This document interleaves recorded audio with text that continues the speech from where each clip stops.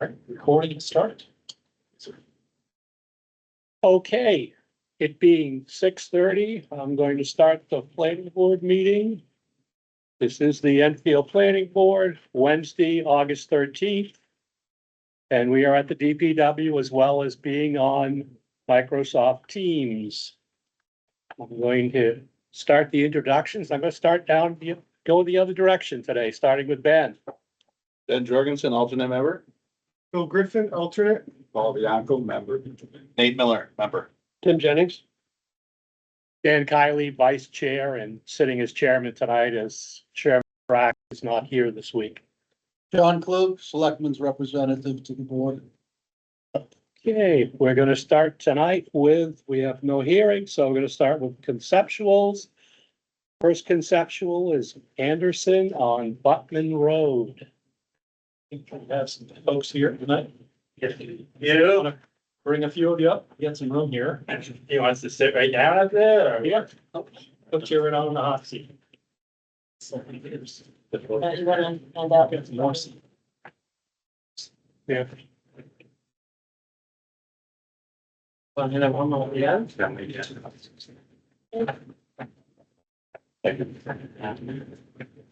This is, it's more paper. Yeah. Here's your one thing. I can pass this down to her. And give one to John. Yep. Yeah. Oh, that'd be pretty good. Yeah.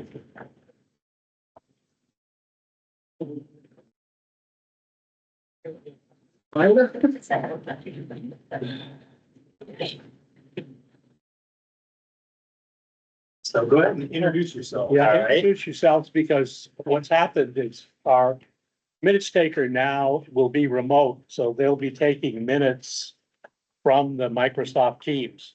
Oh, wow. Yeah. Yeah, answers. My name's Matthew Dow, MTD Building Contractors. This is Jennifer Anderson, and this is Keith Anderson. They are the owners of 57 Buttman Road in Enfield on Crystal Lake. We are here.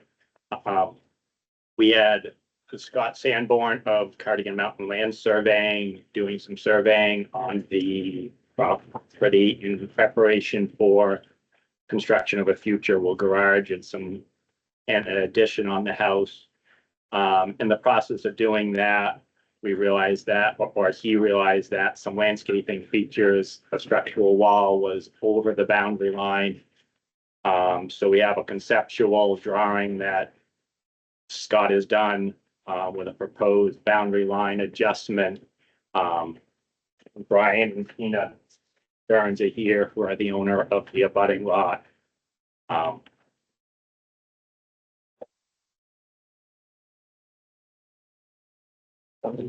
Walk through this? Yeah, you want to go Okay. through that? I put together some very simplistic notes.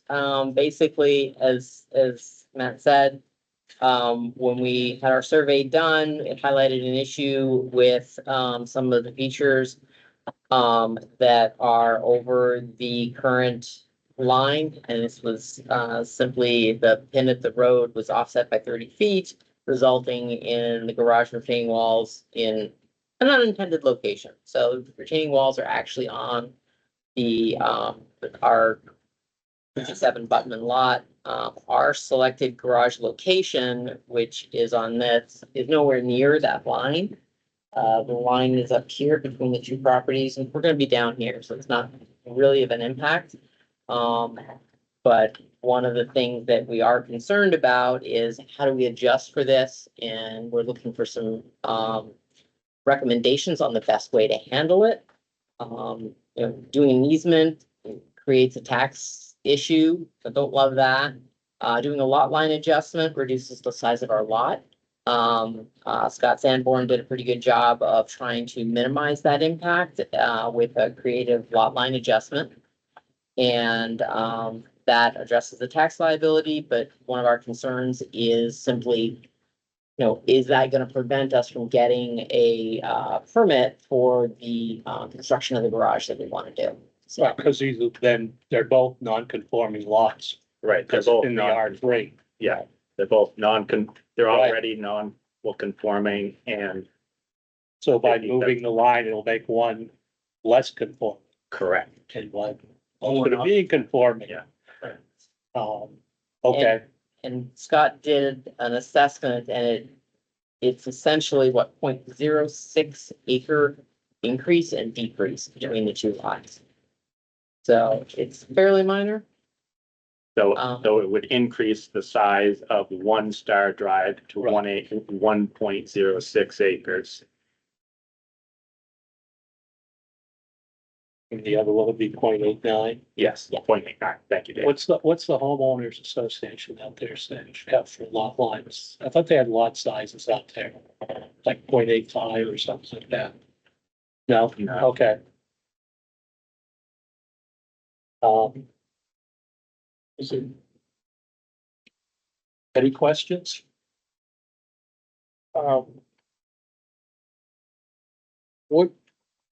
Why would you need to do a lot line adjustment? Because Go ahead. the walls are about 30, or in one area, they're about 30 feet over the boundary line. These are structural landscaping walls. It would be It's an encroachment on the other lot. it would be a huge impact to One Star Drive to remove those walls. Is that what you're asking, Tim? No, Well, neither one of us wants an issue if and when we It's decide to double land. sell and Right, then we have some issues. Yeah. So we wanna try to take care of this while we, as Right. soon as we realize that And the person who's paying the taxes on the wall, it's not on their property. So that they're paying more taxes is that the case? because the size of the lot. The wall is on somebody else's property. And you have to maintain it. no, we haven't been No. maintaining it because we didn't know it wasn't on our They property. didn't know. So we didn't know until we had this survey done that this issue existed. And it was just that, the pin at that boundary point was mislabeled, I guess, is Yeah. the best way of saying it. So it's your wall. No, it's their wall. Brian. Their Yeah. But it's on their land. Brian started, so when we first bought, before we constructed all these walls, we had a survey company come in and mark that line, so they marked that line in black. And then we put the wall up, and we didn't know until the Andersons had a full survey at their law. That line that we had marked was not really on, that survey got marked for it. So we constructed two walls in trees. They're very nice walls. Yeah.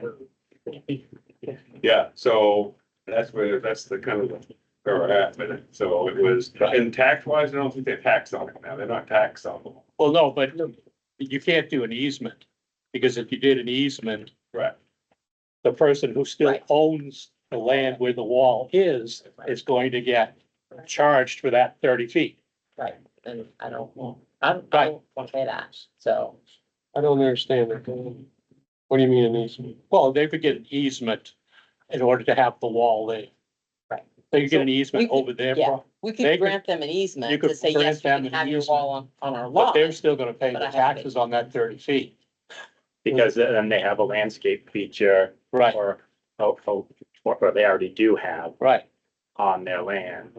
So they're gonna be taxed on Having that wall, that. landscaping. Cause it adds to the Value of. value of the property. So the wall provides you no benefit. Right, Other than it prevents the garage from sliding down onto the hill. right. Your garage. No. Their garage. Okay.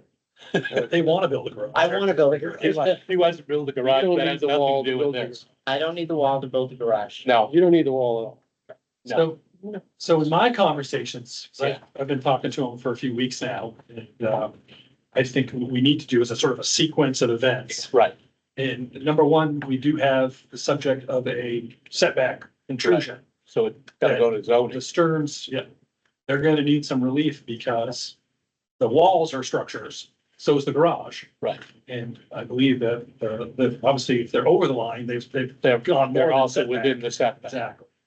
And is it likely that the, garage that you built is in setback? The garage is not, still, it doesn't meet the setback. It's a 15 feet. So over, it was 37 feet. Right. But so it was 40 now, it's gonna be like 13. Yeah, yeah. So there is provision in our, state zoning law for what's known as an equitable waiver. And that is basically relief that's possible for accidental placement of structures. We've done them. In fact, we're going to be talking about another one in just a moment. We've done it at Shaker Village. Shaker Village. That's the one that's sort of the classic case of sort of mistakes were made, and it was not an intentional thing. It was, accidental. And that kind of stuff happens. We thought the line was there. There were flaggings on the tree. Sometimes there's even a pin and everybody's like, that's the line. And you get a professional surveyor like Scott Sanborn who comes in and says, no, I've got the deed here. I've got everything. I can tell you right where that pin is and here it is. So this is, I think, a classic case for the equitable waiver relief, which would be an application by the Stearns. And once they got that sort of satisfies that. And I think this boundary line adjustment for you guys would be the next step in the process to help sort of clean it up. My discussions with them and, obviously working with you guys, and we've had a few things recently that have sort of led me to believe that, you guys can take a lot less conforming, it's more non-conforming because it's not conforming. Right. It's already non-conforming, so you're making it more non-conforming. We've consulted with town attorney and with municipal association attorneys. And basically, I think it was the municipal association attorney said, don't let the pursuit of perfection get in the way of progress. And that was, you guys just did one. We did a voluntary lot merger where we created one lot from 3 on Johnston Drive, you remember? And that one lot we created was still non-conforming. But it was better and it was sort of cleaning up some stuff. And he was like, why are you telling, because we had, I think it was 6 or 7 years ago, we had told the applicant in that case, we can't do it. There's no way we can do this. Right. And the lawyer's like, sure you can. Sure you can. Don't fall into that trap. So I think we can work with these people. They're good people. They've made some mistakes. I'm not blaming them. I mean, it's stuff happens. So Right. I think that you guys, along with the zoning board, and we'll have to see what the zoning board says. They're not, required to give this relief. Right. It is something that's a provision in state law that we can do that. And we have done it. So that's that. And there was when we were originally talking that we thought maybe these folks would need some relief if we move the line closer to their property or closer to the structures.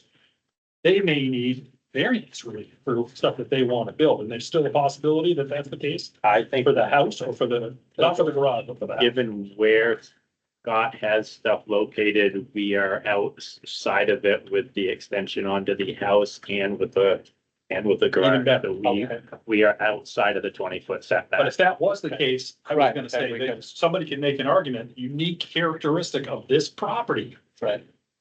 might be enough to get you a variance, because again, it's something specific to a property. Right. That necessitates the variance relief. So, glad they don't need to do that. It's just one less step in the process, but I guess we just wanted to have that in and Right. talk to you guys. And because it's conceptual, anything tonight Yeah. is not binding. Questions? I go back to the sequence of events real quick. So- Sure. This is, The current. is the, This. even the letter here that we have is addressed to the ZBA. It's asking I know. for Right. relief from lot size and relief from setback from the Right. zoning ordinance, which is not something we grant as the planning board. So No. is the idea here to see if we have any concerns about Yes, what is on this piece of paper before they go to the zoning board? Yes. That's really it. It's just a That's heads it. up, that's it. because it's really the zoning board Right, needs to, To the equitable waiver. to the equitable waiver, but we're the one that has to do the lot line adjustment. So I guess the question for our board is, does anybody have any concerns with the boundary line adjustment that they proposed and Right. would like to bring forward to the zoning board? Yeah. That's really the question of the day, am I right? Yeah. Okay. Yeah. I don't, so I will yield No. to you, Dan. I don't either. I don't, In No, I- years past, before we had the lawyers' opinions. that Right. I've gotten, we would have tried basically to encourage them to do a zig and a zag. Right. So Six that there hundredths would of an be acre even going this way swap. in order to make it an even swap. They're both the same. But I think these This guys doesn't work. correctly so have some concerns about it. Right. Yeah, You know, and get more that's true. lake frontage, that's probably more valuable than the Right. other land. Right. So they would probably. And if we prefer- do that and I get all this nice land right in front of their patio and their house and I build like a circus tent, that will not go well. So it doesn't make sense to do that with Yeah. the way the properties are.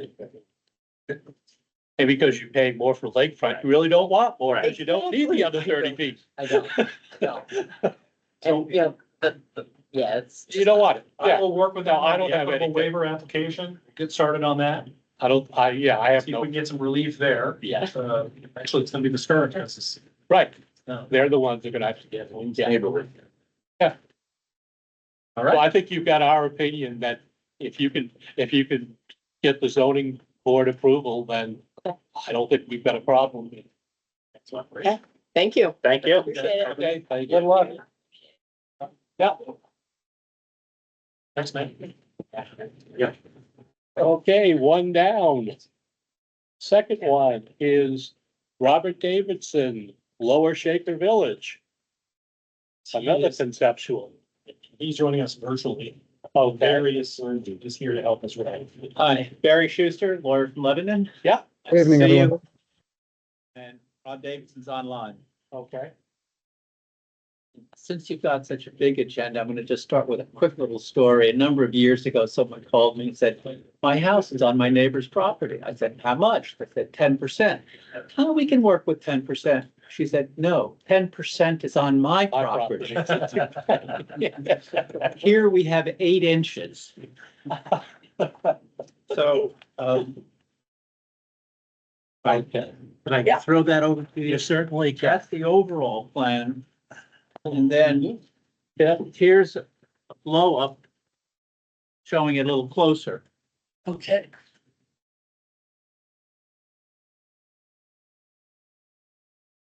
Yep. And Here's the. Rob's gonna pull this up on the screen. Yeah.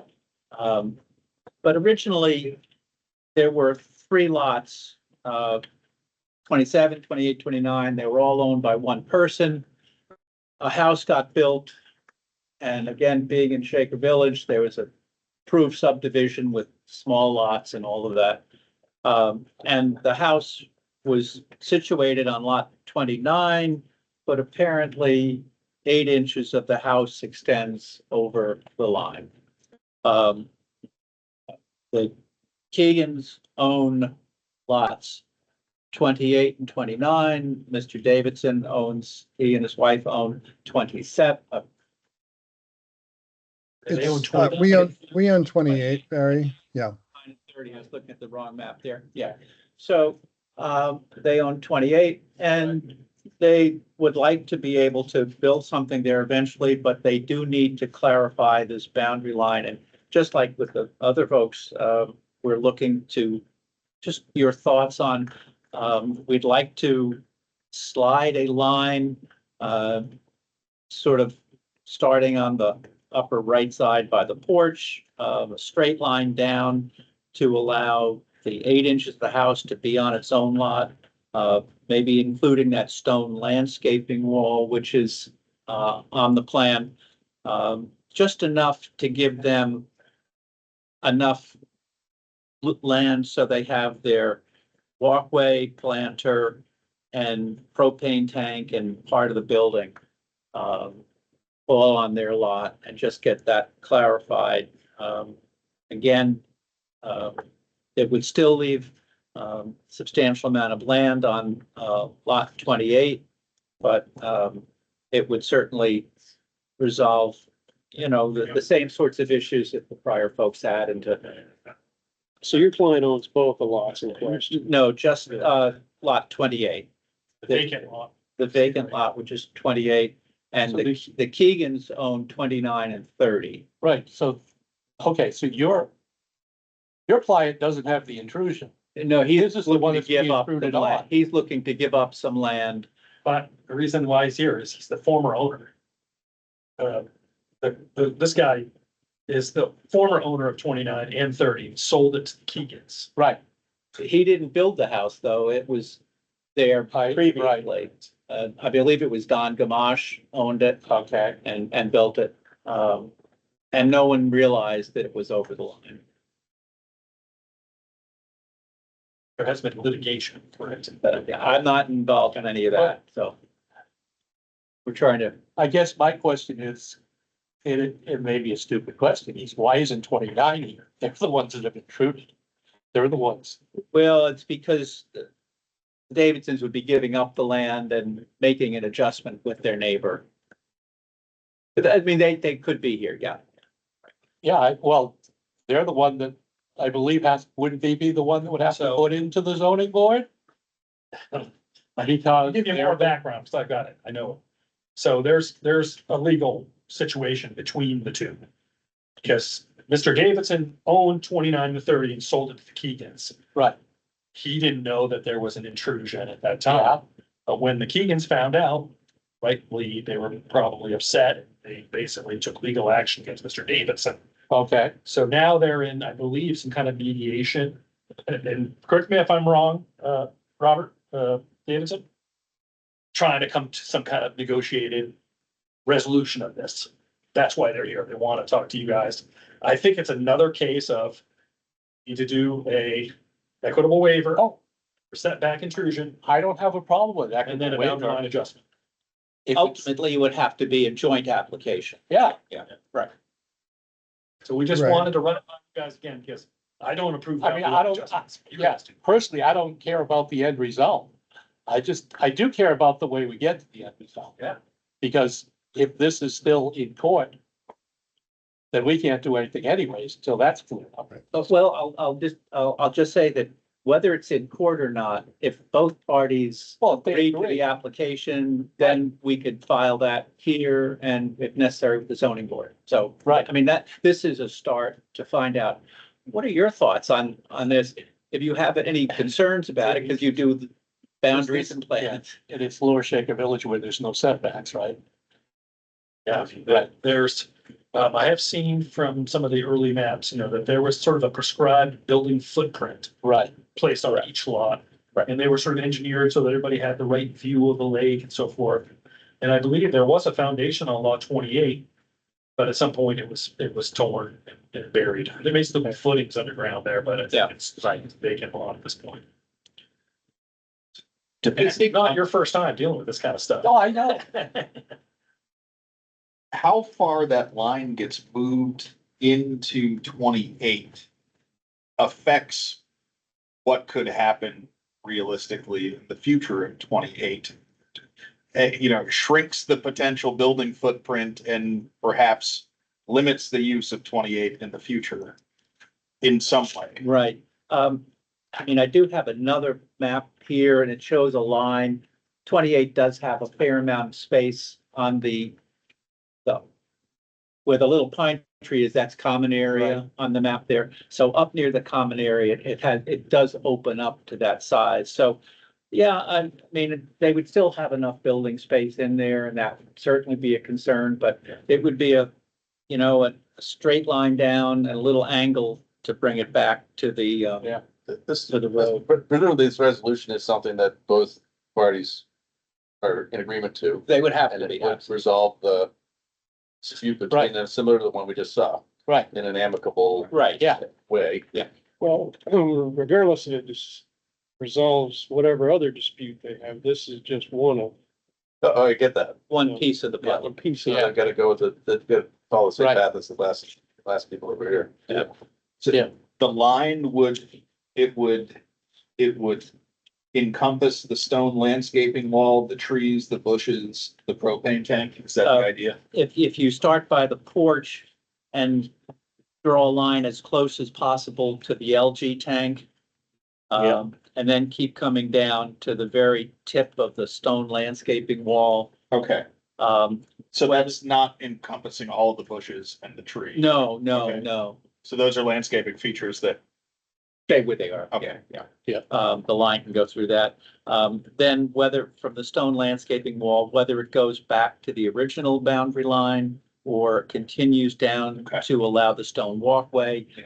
that's open for The discussion. more limited it is, the more 28 stays viable. The less we do, the better. Yes. Right. Yeah, but we, again, like the prior folks, we just want to give the Keegans their full lot so that they don't have any problem for title Okay. purposes and things like that.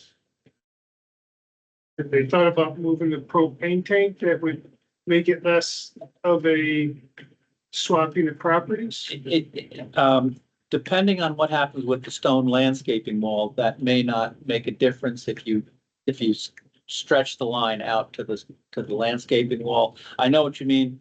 I don't know what that would take, and that could be part of the discussion. Sometimes just the way it's piped, it's hard to move, but I mean, it's certainly it's not a permanent fixture, so we can talk about that.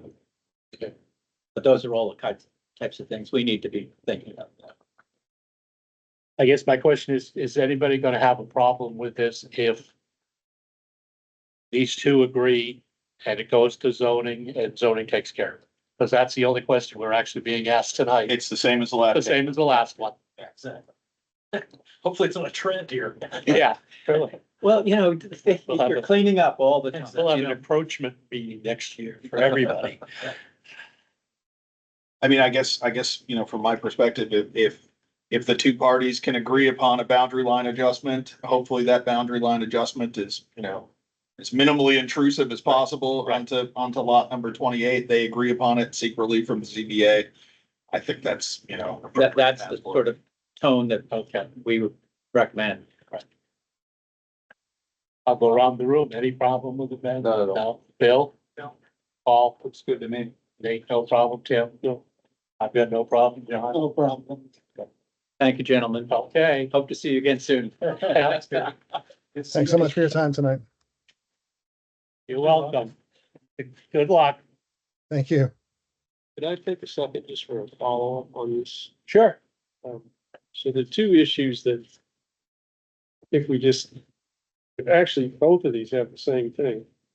When we're talking about the new zoning ordinance and we get into what you can and can't put into setbacks, I think we might want to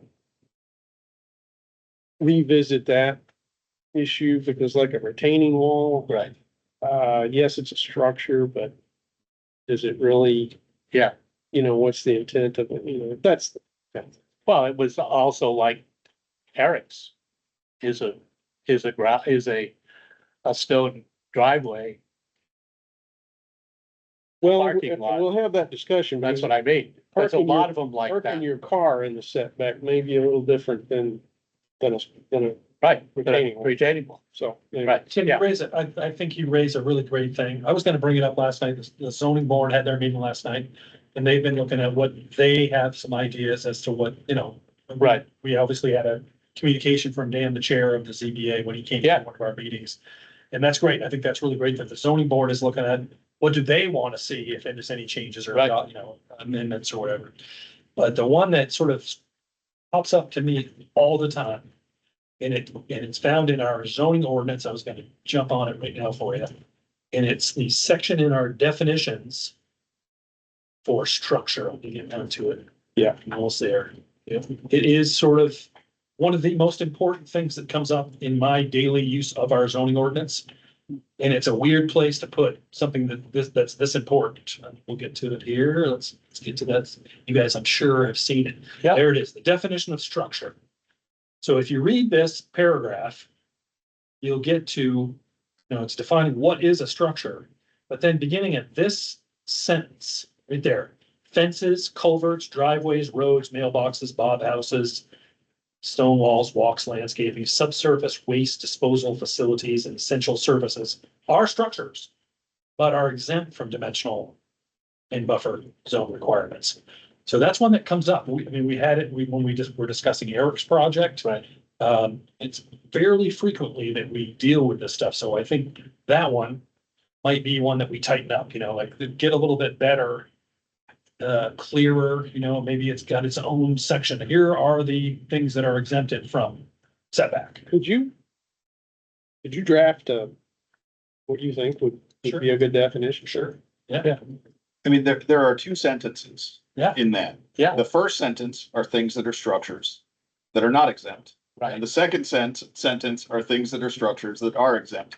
And I just think It's when you get into each of those individual items that, what is a driveway in relation to a parking lot, you get into some gray areas, but the intent, there is an intent there with the first sentence defining structures that are not exempt and the second sentence defining structures that are. But perhaps similar to what you guys are doing with other sections of the ordinance. Maybe let's make it more clear. Maybe it's like an index here, okay? Things that are Yeah. subject to setback, things that are not subject, Right. like list them out. Maybe that's the way to do it. And I don't know. Go ahead, draft that up. What it'll do. I have to wonder what was happening at the time this was written, that Bob houses are specifically identified. Exactly. 4 square feet. The author had a Bob. These guys are in trouble, yeah. A 64 square foot. Or somebody storing it in their yard It just, all summer long or Kinda something, curious. and then it, Yeah. think it's a shed and their neighbor calls on them or. whatever. Or, just pulling it up off the ice onto the shore of the lake for the summer, that's probably what was going on too, just to. So I will definitely make some recommendations and put something together for you. That's definitely something that I think I could bring to bear for you guys. Okay. Yeah, the other item, there were two things came up. It has escaped me. If you think of it, let me know. Yeah. Okay. Thank you. Moving on, land use and community development report, Rob. All right, I will lead off with an update for you. We are excited to announce that we do have a new minutes taker to take over from Whitney. It is a woman named Kristen Patnode. Kristen is a professional minutes taker. Whoa. She is serving right now 8 municipalities, mostly in New Hampshire, but a few in Massachusetts. And with those 8 municipalities, she has 45 boards and committees that she's doing minutes for. Those communities in this area include Lebanon and Charlestown. And here's her resume. If anybody would like to see it, I can pass it around. I've had a few conversations with her. Town manager and assistant town manager met with her. I think the preference was to try to find a new Whitney, somebody that's local that does it here. But there was just not a lot of options there. And when we found this woman with the extensive experience that she has, clearly that she's doing it well, she wouldn't be doing it for that many people. We decided to give it a shot. And there will be some logistical issues, I'm sure, but what we're gonna be doing, I was hoping she was gonna pop in tonight. She may have thought it was a 7 o'clock meeting like it was last night, so she may still, I don't know, maybe not. But she'll definitely try to at least pop in for one visit to see you guys in person. But she's gonna give it a go. So last night's meeting for the ZBA, we recorded, as you guys know, we start the recording. It's gonna be incumbent on the chairs of these boards to help me, make sure people say their name. You did it tonight. Make sure that people are audible, if they're sitting in the 3rd row back and they're sitting down, likely that thing's not gonna pick them up. So please stand up if you can. Right. Our new space that we'll have some meetings at downtown, I think that the policy will be kind of like town meeting where you have to come to a podium to speak.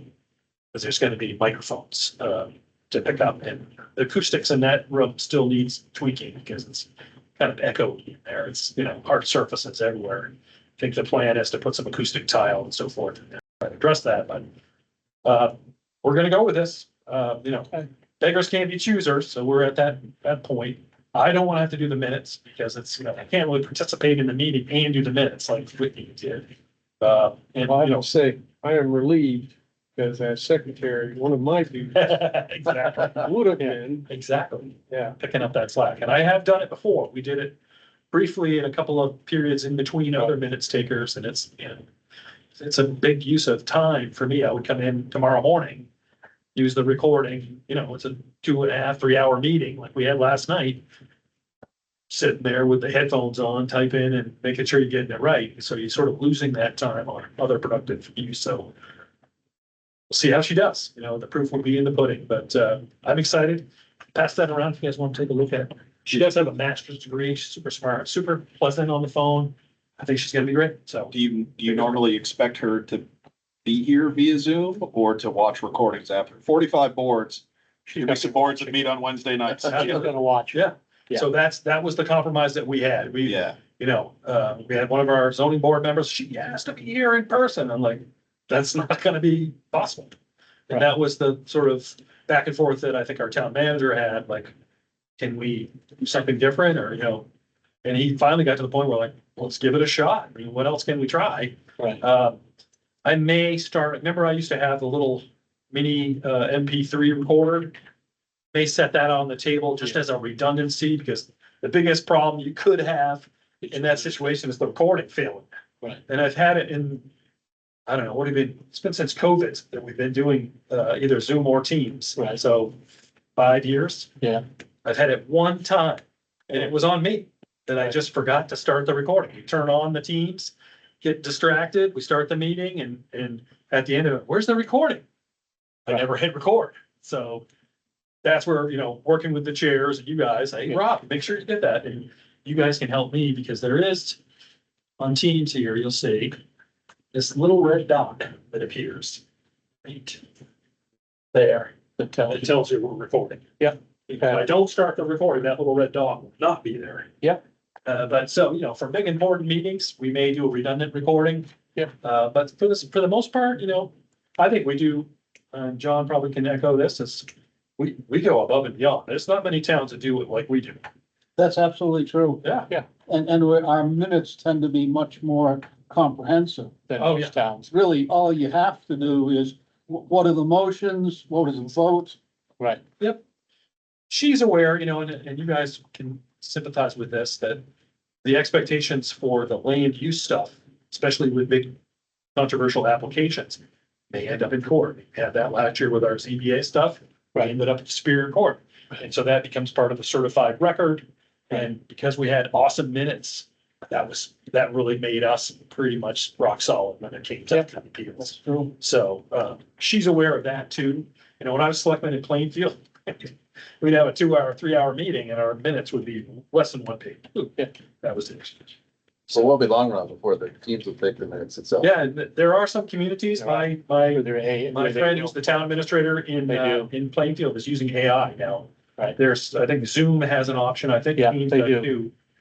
But again, the minutes, the expectation isn't word for word. That's not what minutes are supposed to be. It's sort of a summary of what we talk about. Like you said, minutes of the motions and vote totals. That's really the most important. But, you know, if it comes up to something controversial, I think to have it a little more detail is good. So. she's got some longevity in these different towns. I mean, some of them, she's been 8 years in. I mean, So so she that's, must, to me, on a lot of different boards, highly minutes, she encouraging. must be doing some good minutes. Yeah, and if she's doing that many, she's made a career. Yeah. Something that she can do from home. I've read It's probably a where, big win. go ahead, yeah. For the recording, Dan Regan, quick question, I'm just curious, what's the cost differential between a professional note taker and a with? Same paying her the same rate as we were paying. So. Good. We'll see. You And know, I've read recently where AI is being used to Oh, yeah. go through, but you have to really carefully edit the thing afterwards. But you know, to get the bulk of it down in a Word document. We have a feature here for our voicemail. So when somebody calls me and leaves me a voicemail, I can sit back at my desk if I was out. And there's a text message basically of what they said. But it's always kind of fun to see where the typos are, you know, like it'll just be something silly, you know, like. You can definitely tell the AI generated minutes, because you see more and more of them now. And Yeah. I got one, I said a minute the other day, talking about the town of Derry, the town of Dairy. Like the cows, exactly. I love it. That's good. Okay, what else we got? So, let's say, some cool stuff, working with Renee's gonna come up and, we'll talk. Renee has asked and I've accepted to, work together on a joint event here in town. And we're talking about September or October. October. We're gonna do an event with the RPC here in Enfield all about ADUs together. And I think that's actually really good because, you know, I had a meeting, I was talking to Matt Dow just the other day. And Matt's a builder, you know, guy that's developing and doing stuff. And I said, yeah, built any ADUs, you know, and he said, what are you talking about? You know, like, he didn't know because he's from Canaan. So he didn't know what some of our changes were. And he was like, what? You know, when he heard that we can have 2 ADUs and we had 1,200. So it's going to be kind of, I think, a good thing. I think the town manager's going to be excited for us to sort of spread the word a little bit, get some knowledge out there to people. The RPC, you know, just some case studies, bringing in some of their sort of collective knowledge. And so I'm excited about that. That's awesome. I'm also going to be a panelist. Town manager just told me today at the New Hampshire Municipal Association annual conference coming up in, I think it's November.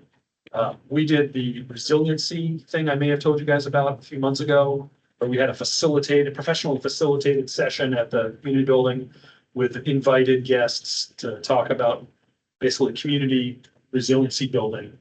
And it went so well, they think that the town manager said, this should be something we share with the rest of the municipalities. And so the municipal association was like, that's an awesome idea. We want you to come. So we'll be presenting, I think, as a group, town manager and myself, and I think the facilitator that was there, who was with, the Sierra Club or one of those environmental. Blanking now. Yeah. Yeah. But anyways, that's cool. We got that coming up. It's been fairly busy. Obviously, the big thing for us is Laramie Farms, 2 weeks from tonight. We're gonna be here for the hearing. There was some talk maybe being down at the new space, but we're still tweaking things down there in terms of the technology. So just to be on the 100% certain side, we're gonna have it here, site plan review. It's a design review. It's a design, but it's beginning the site plan review process. Yeah. Which I think will be several weeks. For sure. It's such a big thing as you guys look at all this stuff. And I think you've seen some of the stuff that we've got. And I'll be getting more of that next 6 or 7 days for preparation for the 2 weeks meeting. Obviously zoning board, last night, they approved a application. One stop, the site visit. It's got a new date, right? Oh, yes. I have talked to the applicant on that. They didn't feel like they were gonna be ready for a site visit in 2 weeks. But they think that next month they will be ready, meaning we're gonna put some grade stakes in. Here's where the road is, here's where the buildings are gonna go. Something I think that will be productive. I think they wanna do a little prep work. I think they're a little worried, as we talked about, maybe you and me. When we did the zoning thing, they wanted to do a site plan or a site visit at that point. And at that time, the applicant's like, that's a sketchy place up there right now. It's, you know, they logged it hard. And it's full of bramble and at that time, it was wet and muddy for the hearing. And at that time, the compromise was, instead of a site visit, they did drone footage for us. They came and flew the site and brought the drone footage, which I can certainly get if we want to take a look at it. But I'm all for the site visit. I think the compromise there is just to do it in September, is what they've suggested. Having scouted the site, Yes. with Linda, her family, there's a lot you can see from Linda's property and a lot you could see from Maple Street. So, I don't know, I'm not even sure walking around on the actual Laramie Farms property is all that useful. Yeah. Stand, you can see a grade stake sticking up. That's probably all you can. Yeah. And because they logged it 2 or 3 years ago, you guys know the way that it regenerates. It's bramble at this point. It's very dense brush. The ticks are still there. We were joking this morning how it's like that song, Battle of New Orleans, where they ran through the place where the rabbits wouldn't go. And so I think there's some of that land up there that's probably so dense that little critters aren't even trying to get in there. But so we'll definitely work that. We did have we have 2 applications for 2 weeks from tonight. Laramie Farms and a very easy minor subdivision up on Lock Haven, just basically creating 2 lots from one. I think that, talking to the chair, Dave Frack, a couple of days ago, he's like, we probably put that on the beginning of the event and just to bang it out. Let them go first. Because it's gonna be this. And tell Larrabee they don't have to be here until We can do 7 that. o'clock. But we did actually have a third application for that meeting. Right. And I did talk to the applicant on that because it's actually the one that you guys previewed with Jeff Goodrich from Pathways. It's a major subdivision on Bog Road, 100 acres, creating, I think, 9 lots from one. So that one will take some more time. So we did successfully negotiate with them to put that off until the first meeting in September. But you can see that these are some of the, I mean, Laramie Farms is the biggest thing Enfield's ever had, in terms of land use. And this Bog Road subdivision, certainly since I've been here, it's gonna be the biggest subdivision we've done. I think we may see another one like it because the other gravel pit, the one that's inactive at this Yeah. point, just to the south, used to be known as Green Links Constructions Pit. We think that one may come up for subdivision as well at some point. Right now, it's on the market. It's about 100 acres. Current owner is taking all the timber off.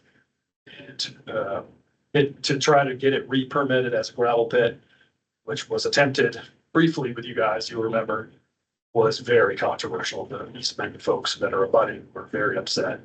And so, to me, I think the highest and best use for that is in building lots. And you see the current gravel pit that is currently permitted on the other side of the road, a little further back to the north. You've seen that he's done reclamation with that property such that he's actually subdivided lots off of the gravel pit property that had been reclaimed and built a house on spec, I think, or owned it for a little while and sold it. And there's at least 2 more lots that are for sale. And so, I think that is kind of closing in on the highest and best use for the future of that property. It's most of the, material in that pit has been taken, the decent material. There's some good clean fill there, but that's not necessarily a good use for a gravel pit, just to sell basically river silt or whatever that's there. So definitely sort of peak flow right now. We're very busy. Some big projects, got some great applicants though. I mean, these are professional firms, as you guys have seen, that are working with us, so I'm happy about that. Any questions? Probably at one point, we're on the path to getting a routine, monthly report on the building permits. Oh, yes, I'm sorry. Yes. Just, I'll get you those. Thank you. You can even go print one right now. That's okay. Not too much else to talk. Yeah, okay, let's move to approval of minutes, Awesome. the July 23rd, 25 minutes. Anybody have any questions? Amendments? I will accept a motion. Also moves to accept the minutes of the July 23rd meeting. Second. Any discussion? All in favor? Aye. Yeah, we've got nobody online, so we Abstain. abstain. Abstain. Okay. Have you got enough votes? Did you elevate any alternates for voting on this one? Oh, I can elevate alternates. Why don't I elevate Ben tonight? And also We need here, two. so we'd have to abstain. Okay, and Bill. Well, we've got enough people. And we have a majority of who was here for the meeting. How many votes you get? How many yeses do we have? 1, 2, 3, 4. 4 is enough. 4, okay. 4, no opposed. No, any Abstention. no's? And we've got how Or many one abstentions? Yeah. 2 abstentions. 2 abstentions, 2 abstentions, 3 abstentions. That's the kind of stuff that for the minutes taken, Right. that we can kind of help her Yep. just summarize. Awesome. Okay, let's move on to the HOP grant. Alright. Hello, hi. So, thanks for having me. As Rob alluded to, the mini expo. So, this is from a different project that the RPC is involved with, part of the Keys to the Valley initiative. That team with the 3 RPCs and Bella Communities is still ongoing. And for those who might be familiar with the Hartford Expos, ADU Expos that they had done the past 2 years, they're rather big ones. They were in Vermont. They leaned a little bit for Vermont side of like regulations, septic, things like that. So this year, just with other workload amongst everybody in regional commissions, we kind of looked at it and was like, how can we still want to bring this, but we can't do quite the same scale as we did the last 2 years. So we came up with the idea of the mini expo and kind of hone in on a couple of towns that have been working really hard on revising their AD regulations and field having the opportunity for 2. And then talking to Rob, as mentioned, like it's not as well known or out there as much, an education component. And so part of these expos is for education component to get the word out about ADUs, to help assist homeowners who are interested in doing it. Where do they start the whole process? Get them in touch with contractors, banks for financing that have the options, and understand at the town level what processes they might need. So we're really excited about this opportunity to kind of do a really kind of zoomed in scale for the mini expo. And we're looking at October. We're going to finalize the dates here soon. And yeah, just really excited for it. And I think also I was thinking about this today a little bit because I was looking over some of our stuff for the hub. And one of the components that we're still has been kind of up in the air, a little bit elusive, has been those focus groups, which are in the contract and are in kind of the scope of work. So I was like, oh, I wonder if we can kind of combine and use this mini expo as also kind of a focus group and maybe gain some of that interview kind of data information that we need about that component and use it on the hub project as well. So I think there's some good way to dovetail these two as well and kind of combined to kind of help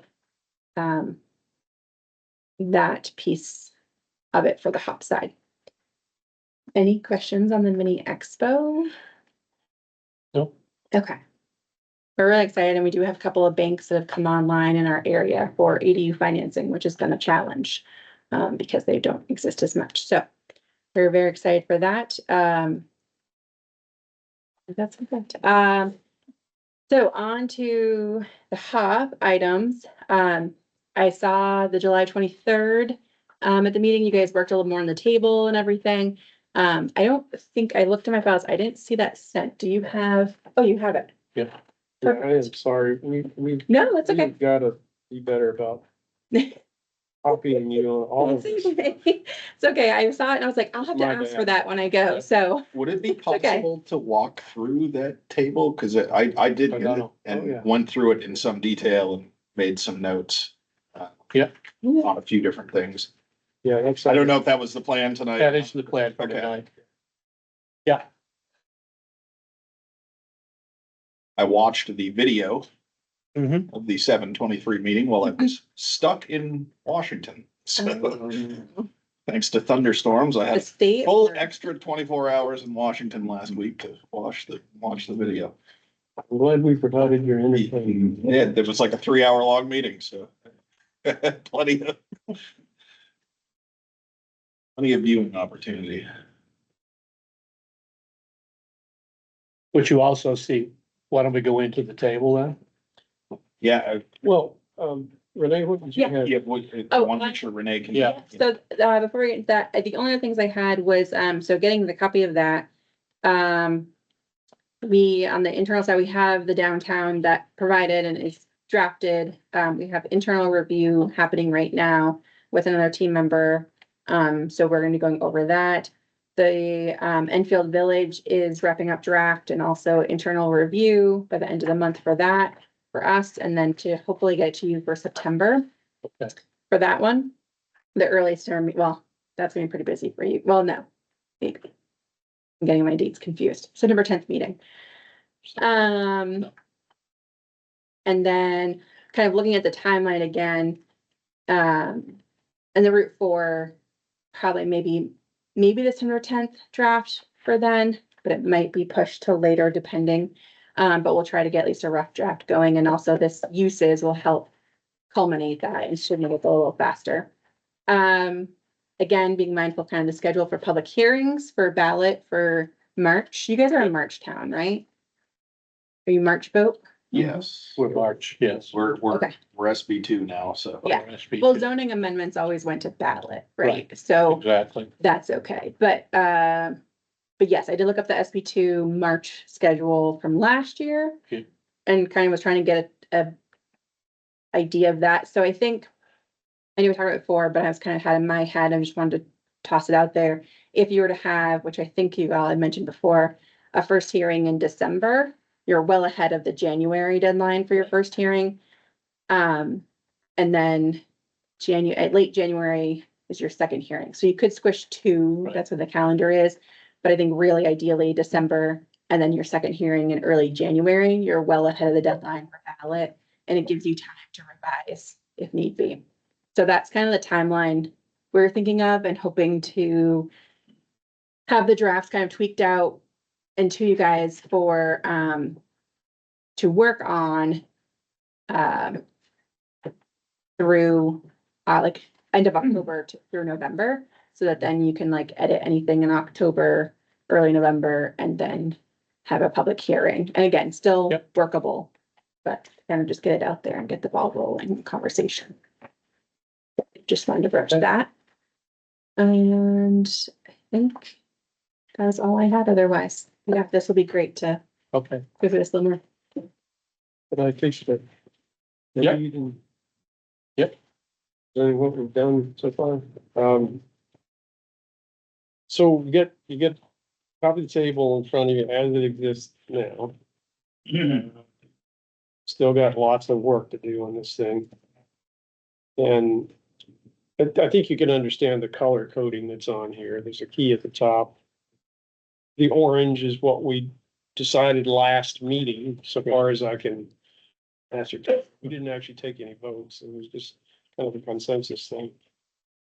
So we can revisit any of this tonight that we want, and the yellows are just items that need attention. So there's that. Yeah, before we got into the table again, Eric and I worked on this home-based business thing that we ended out. And the reason for this is, it's listed on, the first page of the table down near the bottom, home-based business. And it looks like we're gonna allow that in every district. In the CI district, for some strange reason, it's an existing zoning ordinance is not allowed, or it's not mentioned. So I highlighted that in yellow in case we want to make a slight change to that district, or not.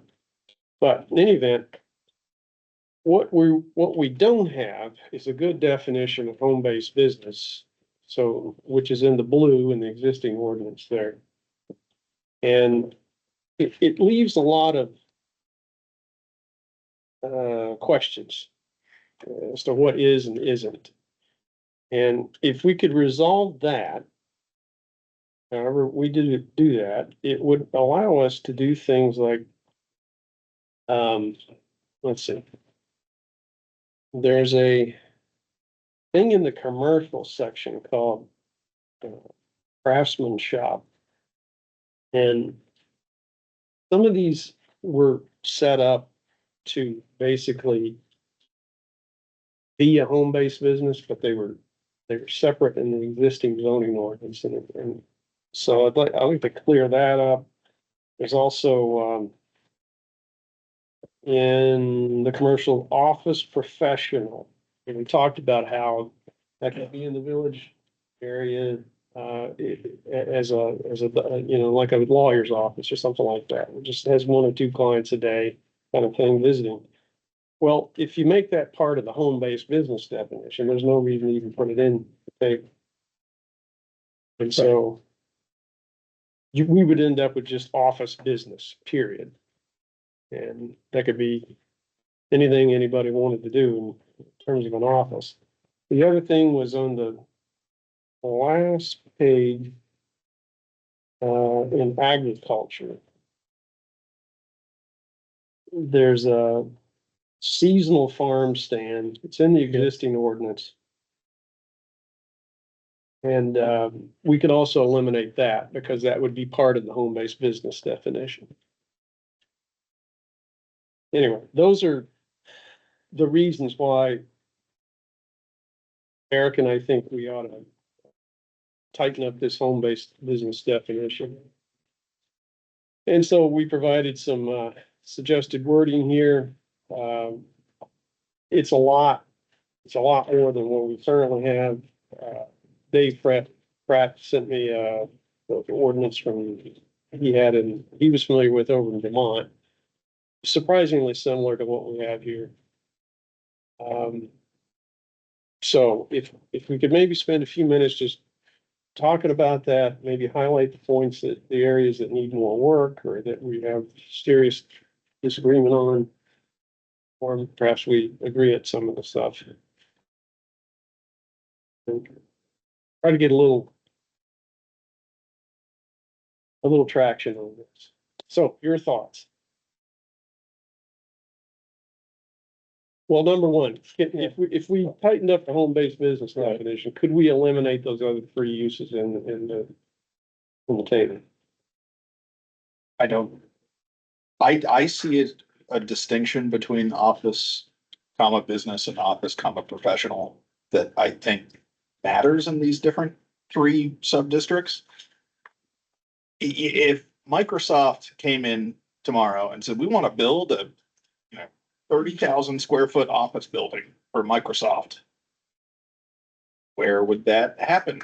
That is a business office. Where would that sort of thing be appropriate?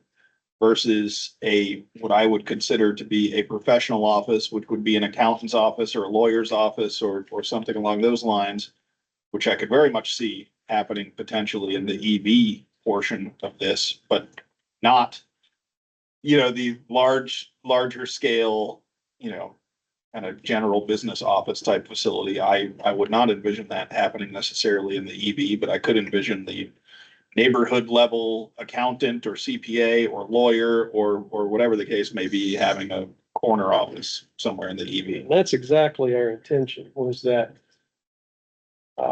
you would not have business office as an allowed use in the village district. You would have home-based businesses allowed in the village district, which include the professional office that you were discussing. I mean, potentially some of those things could be out of somebody's home, but you could have a standalone lawyer's office on the corner, sort of that somebody doesn't live in. And therefore wouldn't be remember you're talking home-based. about the village districts. Yeah. We're talking about the residential districts. Right. And, Somebody bought a house. Yeah. And they said, we're not gonna live in this house. I'm a lawyer and that's gonna be my office now. Mhm. But I don't live there and you're in the village, and I'm in the EV district. you're on Stevens Street somewhere, or Union Street. Then I'm not technically a home-based business, right? I'm a professional office, but not a home-based business. No, you wouldn't be. A home-based business? So Yeah. a home, I think, I agree, I see what you're saying, Nate, because a Right. home-based business is an accessory to To the resident. home, a residence, but if there's no residence there, I think of, Route 4 heading into the green.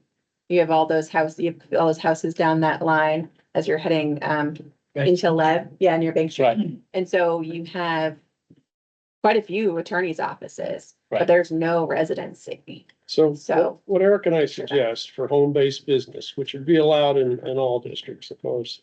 One of those examples is a professional office for consulting, accounting, counseling, et cetera. Right, but A says it's owned and managed by the person whose principal residence is within the dwelling. Yes. So if I bought a house, I live in Lakeview, I bought a house in the EV and opened my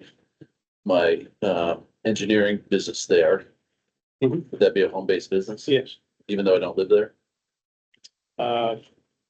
You wouldn't do that. Well, yeah, that's where it becomes the problem. Yeah, that's the example. That's the example, that's the example. Well, think about this. We're talking about residential neighborhoods. Yeah. Right?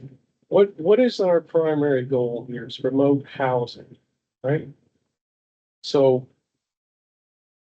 we don't want residential neighborhoods to be converted, and I don't think many of the residents want them to be converted to permanent or full-time businesses of any kind.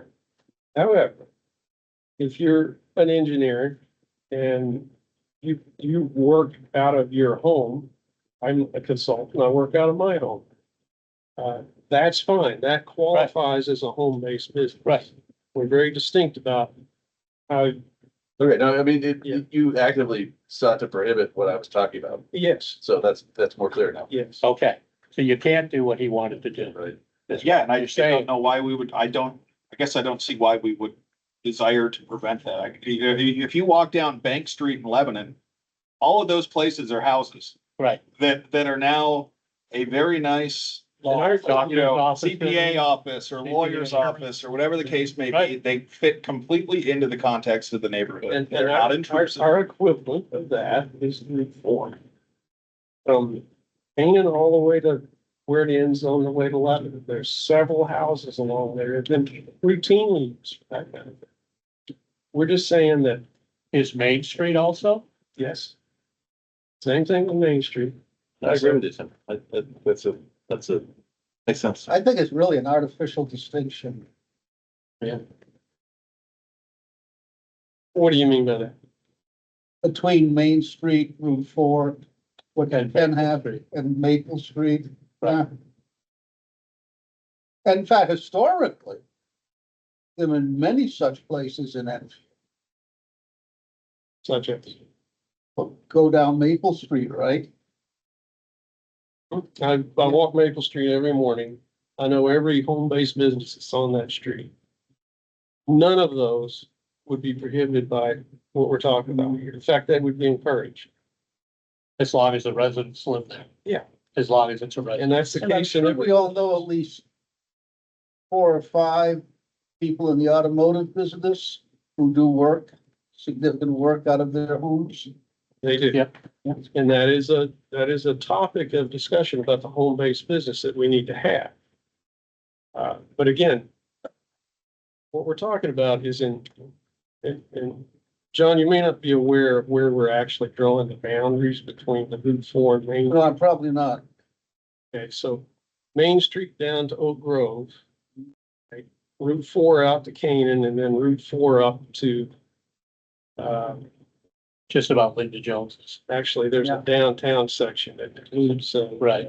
part of that. But anyway, that is the business district of the town. Right. Right. And So we those say are, that's wide open. that's wide open. So that take the whole house and make it a lawyer's or an engineer's office. Oh, yeah. Just don't do that up Maple Street somewhere where we want to have homes. And we don't want to have. Why business traffic. does Maple Street get treated so much differently than, let's say, High Street? Because High Streets, we've decided that High Street is going to be part of the downtown business district.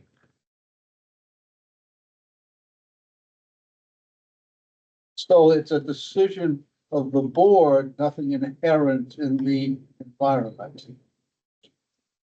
Well, Yeah. I mean, you It's a gotta draw change. the boundary somewhere. Yeah, it's a change. Okay, Yeah, And as long as we're clear, right.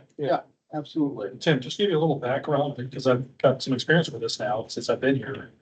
The thing that I didn't like about our current ordinance was that you had to have special approval to have the accessory home-based business in an accessory building. I noticed that.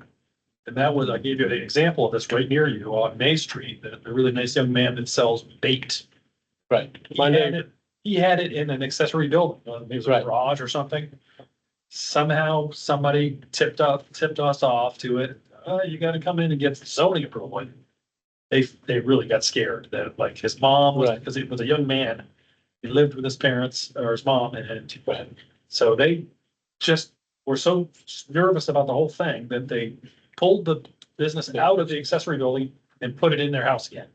So what we're suggesting is remove that distinction. I like that. So you can be either in the accessory or the home. And I can see in here that you've got some provisions for, and Jim will back me up on this because he's got a lot more experience than I do, because he's been here 25 years, but there's sort of this kind of a mission creep that some of these businesses have. And they start out, it's like, okay, Yeah. we're just gonna park our truck and our trailer here at night. We go off site to do our work and come back at night. That's Right. great. Until then they gotta put up the salt storage building, then those concrete blocks with a tarp over the top. And they're out there with the skid loader at 2 a.m. when they're plowing. Right. You know, and the neighbors are like, what is going on here? We've had several of those kind of things where that. And I can see that you got it in there. It was like, okay, when it reaches a Well, yeah. certain point, we'll know it when we see it, I- kind of. Well, yeah, I see it, but I don't. Right. I see the 500.4, but it really doesn't have any guidelines to it.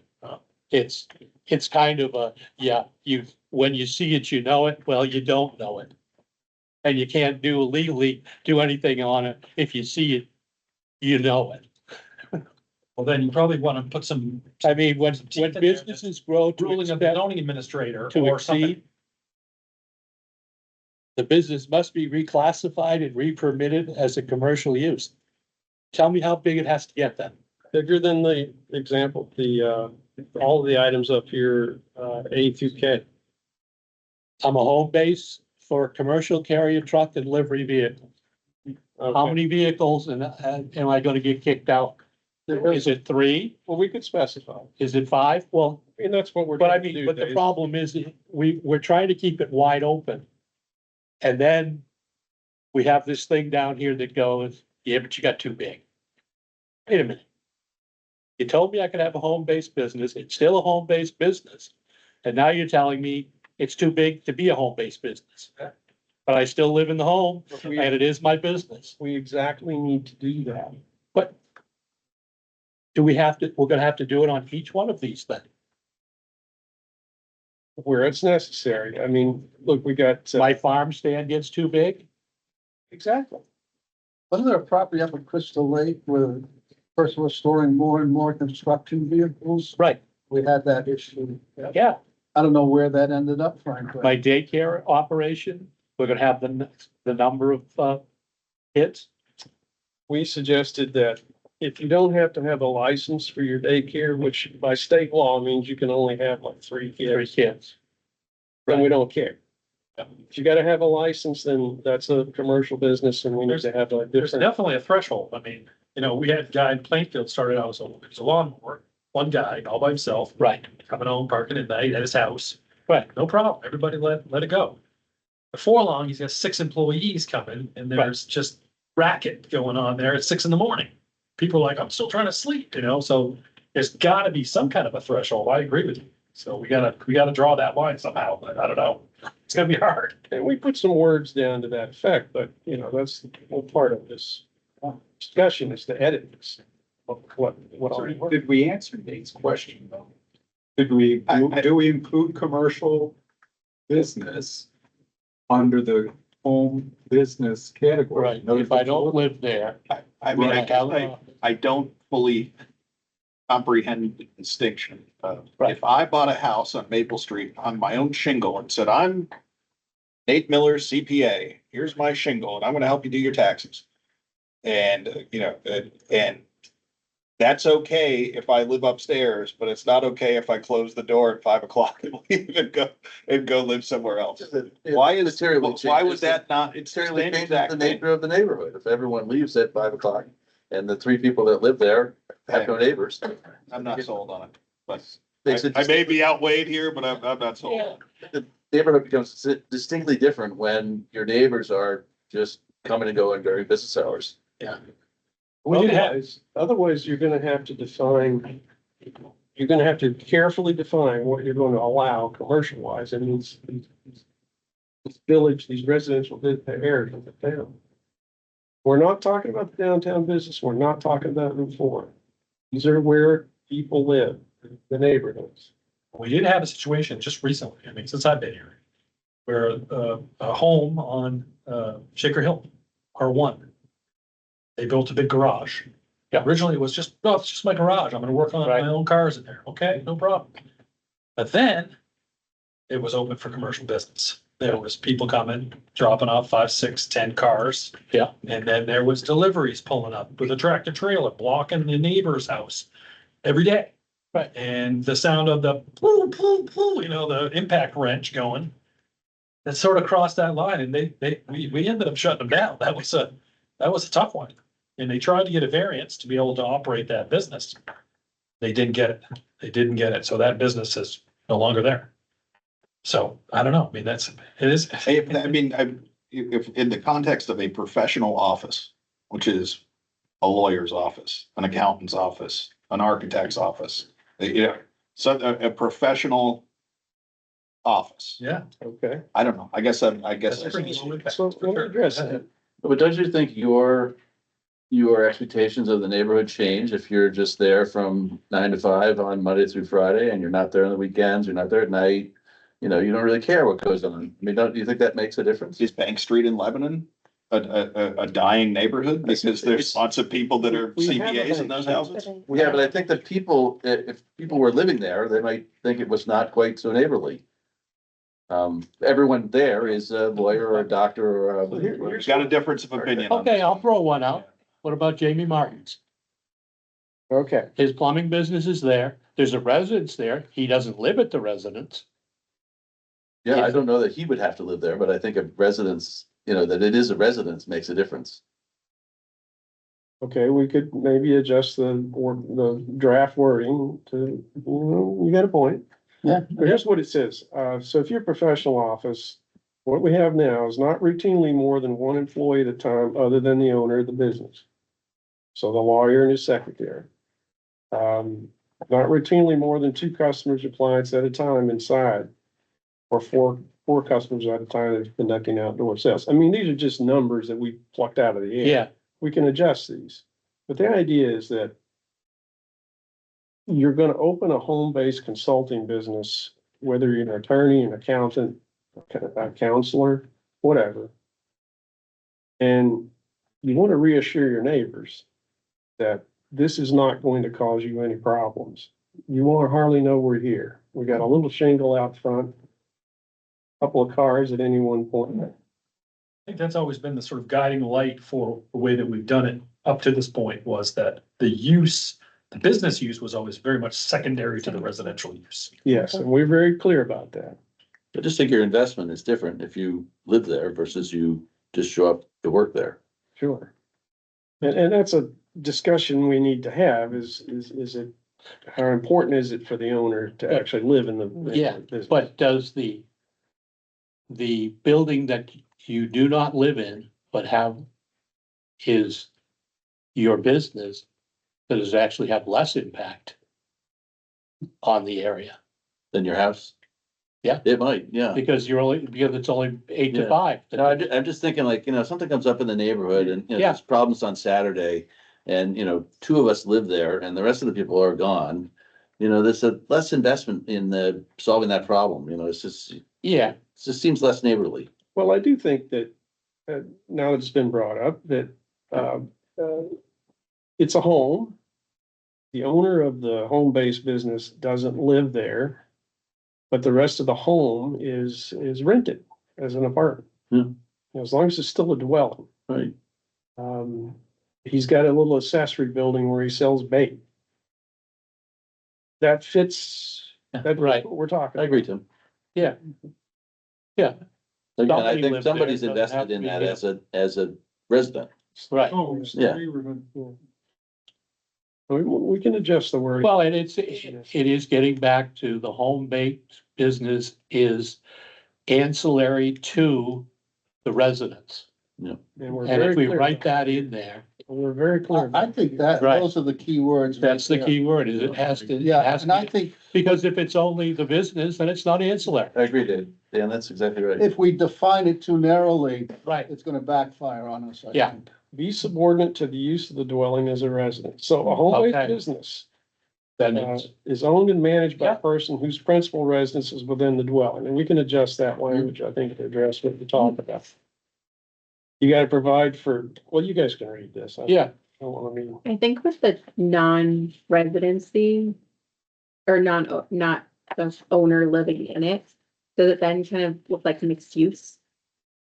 Hmm? Like it's a mixed use building? well, I think we're gonna allow mixed use in all districts. All districts, Yeah. so. Yeah. But then, It's kind of the same thing. If you're not requiring the owner to live in, right, It's still subordinate to somebody's residence. right, yes, yeah. We could try some But I wording think out to see if we can wordsmithing, yeah. accomplish that. yeah, Yeah. the ancillary becomes a problem if it's a, say, four unit apartment. And you've got 3 people in business and 1 residence. Right?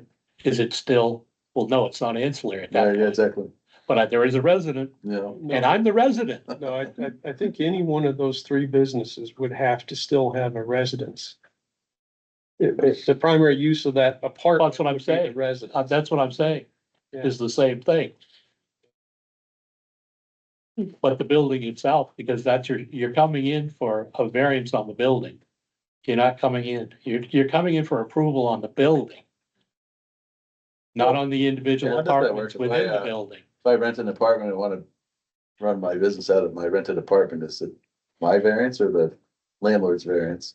Yeah, Lynn? so It goes with the property. Goes with the property. we But suggest, we have- we suggest here that, This came up last night. This is something that you'll probably hear from the zoning board. Right. They want it tightened up with regard to, so last night we had a possible lease of the Bark and Bevy location, the old Mickey's. And we had, an applicant who doesn't own the building. Right. Yeah. We got a letter from the owner of the building, said, these people have my permission to negotiate on this property for the improvements. We still had a zoning board member that said, no, I don't think that doesn't count.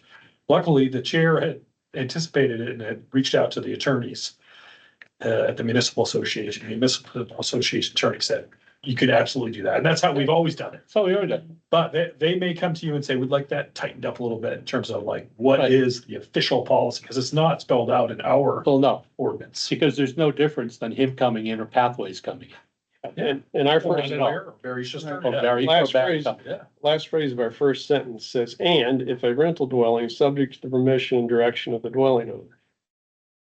So, Yeah. Okay. To have it right. So. and that may not be strong enough, Yeah. but we're trying to address that Yep, very okay, issue. So one other, we'll just follow this thread one Yeah. more time, a little bit deeper. Yeah. I buy a house, Yeah. I hang my shingle, I'm a CPA, but I'm only a CPA on the first floor. There's an apartment above it. But I don't live in that apartment. I rent it to Rob. Rob lives in that And apartment. that's what Dan talked about. That's not okay? I think it it's is, okay. it is, it's It sole is. It's resident. not in this, because it's. No, It's, that's it's Tim just said. owned and managed by a person whose principal residence is within the dwelling. Well, that's what we said, we're You didn't hear gonna, We're taking that out? we're Yeah. taking that out. Okay. Well, we're gonna adjust it so Right. that you don't have to actually be the owner of the business and actually live there, but the space, the residence. Primarily has to be a resident. resident. Primarily a resident. Is that a home-based business then, or just a mixed-use? It's in the village district. Well, it is, it's both, you're right, it is a mixed use and there's no problem. Well, they're all mixed use. I mean, of course. Everything's Yeah. mixed use. What I'm hearing from you guys though is, and particularly from John and Dan, and I think this is absolutely the case, that Enfield has this sort of proud history of small People business. working out of their houses. And it's kind of become, if you think about it, it's an incubator for all these very successful businesses that. Oh, yeah. Even more so than Big City 11, I think, there's incredible, I mean, Martin's Mechanical is one of them. Right, Defiance Electric, there's several of those kind of, so I think, obviously we gotta be real careful not to mess with the secret sauce. But, and I appreciate the work that we're doing here. This is good stuff. I mean, it's not easy, because it's everything that we're doing. That zoning ordinance that we're talking about is somebody's had to pick a spot somewhere on the map and somewhere in Right. the definitions and all these different things that but it really should be a living, breathing thing that we update. I definitely think that's the case. And there's some tuning that we should do. But yeah, no, I think we're zeroing in on it. I think it might be a little bit more better explained if we go to the commercial section, which is page 3 of our table. And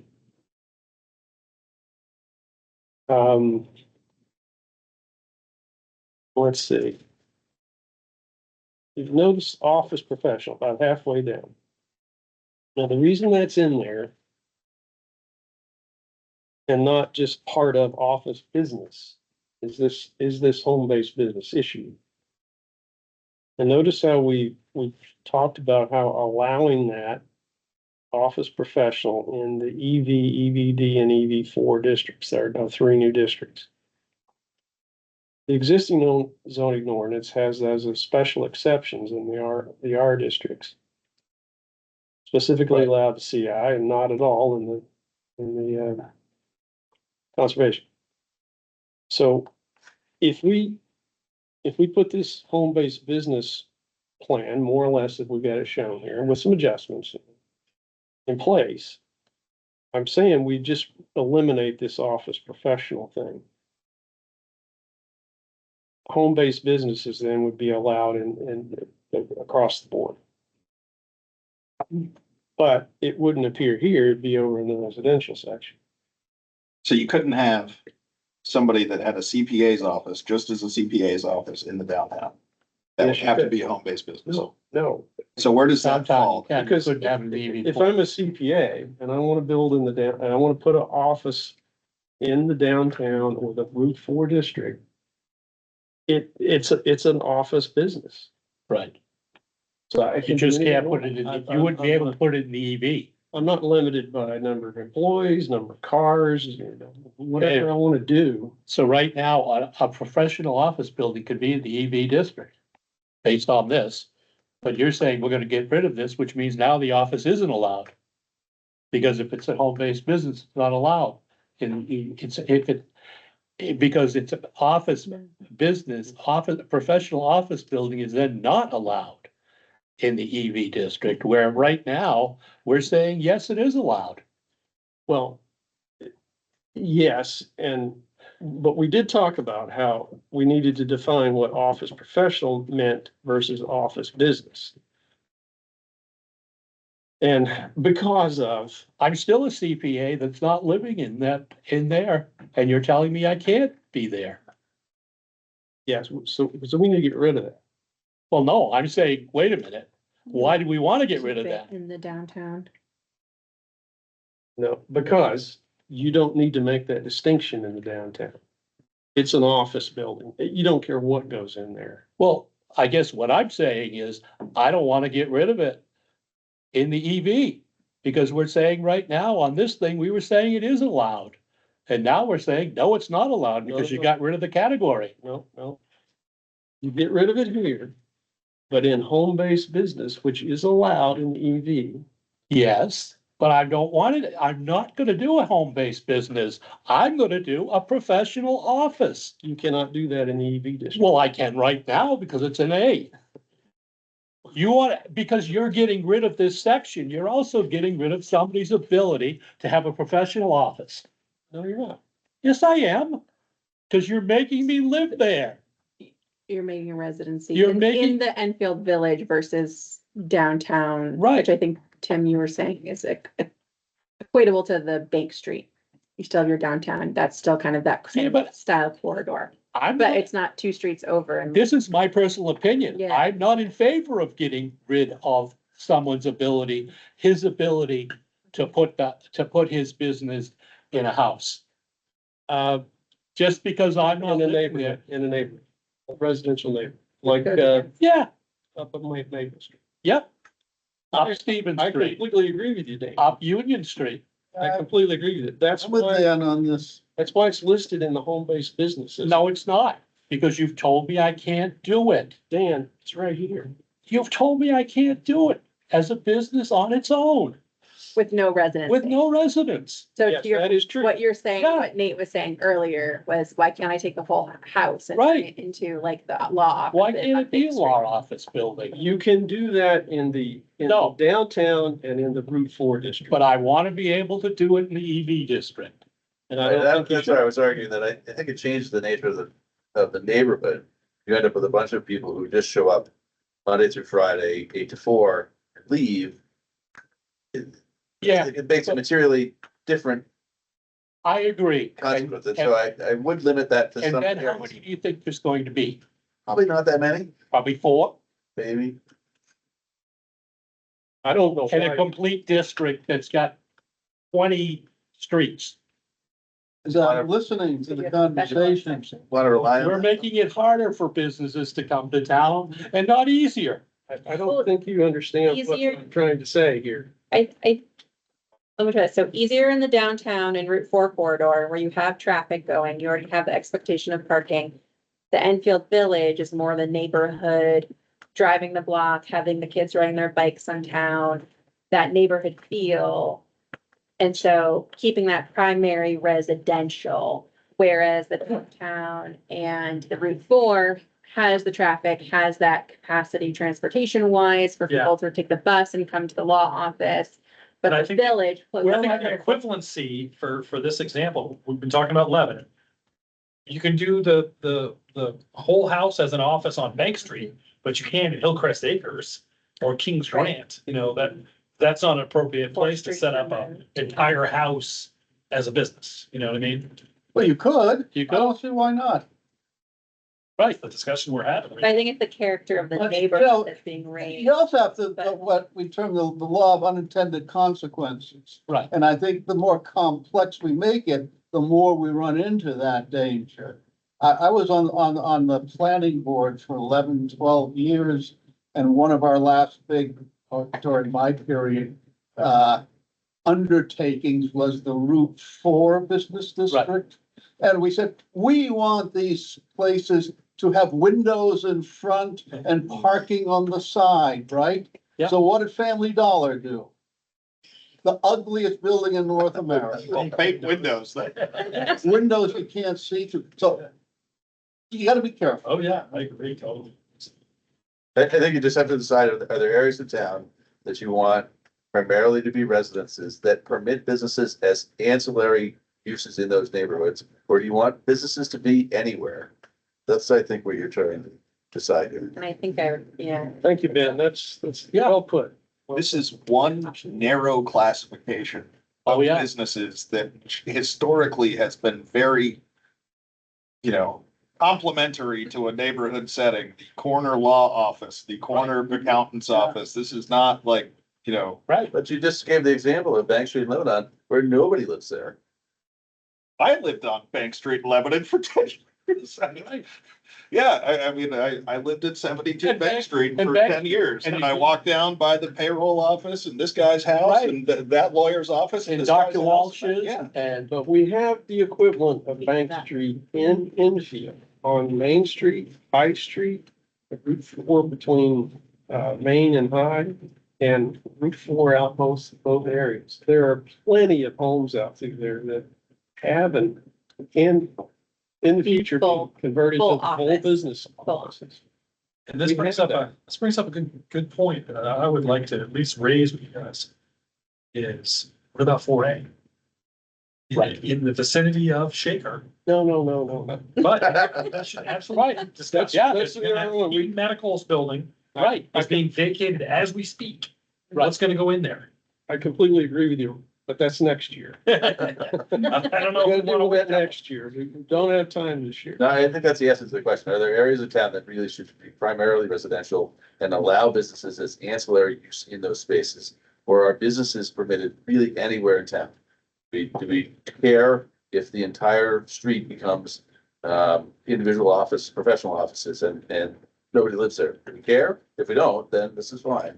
If we care, if there are areas that we want to protect as primarily residential, but still allow the flexibility to allow businesses there, then what you're talking about, Tim, makes sense. I grew up in a small town that had a lot of house businesses mixed in the neighborhoods. And Characterize those. we just, What'd you see when you drove down the street? houses, even a dentist office, lawyers' offices, CPAs. Yeah. A lot of people mixed into the neighborhoods. And I really never thought anything about it. Everything blended in, worked in very nicely. It wasn't 6 in a row. It was scattered throughout. There was a couple here and there. But what would tip it over the line for you? If you were a homeowner on one of those streets, what sort of business moving in would tip you, over the line that you just didn't like what they're proposing, what they're gonna do? You looked at those houses, you didn't know there was anything different than the house next to it. And that's what we're talking about in the home-based business. But, On your but some of business these places were law offices that were the whole building. And I saw no difference in that and the house on either side of it. And I guess that's the question. If we don't think that it makes a difference, then we don't need this. And I don't think, and the other thing is, do you think there's gonna be 200 of them? I don't know, and I don't know that you want to write your ordinances based on, leaving that to chance, I guess. You know, you want to guide planning, guide development, and make decisions about whether or not that's important to the nature of the community or not. If it's not, and we don't think it's a threat, we don't think it's going to change the nature of it, then we don't need this. But if we think there are areas that need protection and should be primarily residential, but we want to say, yeah, businesses are welcome here, as long as they're ancillary to the residential use, and what Tim's talking about makes sense, but if it's just We asked the question, then is the area too wide? maybe, perhaps, and perhaps it's too big. Maybe it needs to be more limited, there are only certain very small sections of town that need to be kind of protected that way. But it's a question of whether you want to, whether you want to more intentionally direct the development of a neighborhood in one direction or another. If we don't think that that's a real threat, then we don't need this. You're right. We don't need to make it unnecessarily complicated. So Right. it's kind of it's time to make a value judgment, and maybe that's a street by street value judgment. Yeah, I mean, I see a big difference between Union, Pillsbury, Moore, Stevens, and that area than May and Maple. I see a complete difference. What's the difference? Yeah, because that is a compact. There is absolutely no difference in the setbacks between homes. Well, no, but from a neighborhood standpoint, I see that more as a neighborhood than two streets that go like this. Dan, I live on May. I know you do, and I live on The Shaker Hill Road. The houses are as compact on May as they are on Union or Stevens, any of the others you mentioned. Go ahead. So for the last 20 minutes, I think we've fallen away from the either or discussion. It's Yeah. the magnitudes discussion. Yeah. So do you sit and make it a special exception and let it In come the before a ZBA and say, no, that's not gonna work?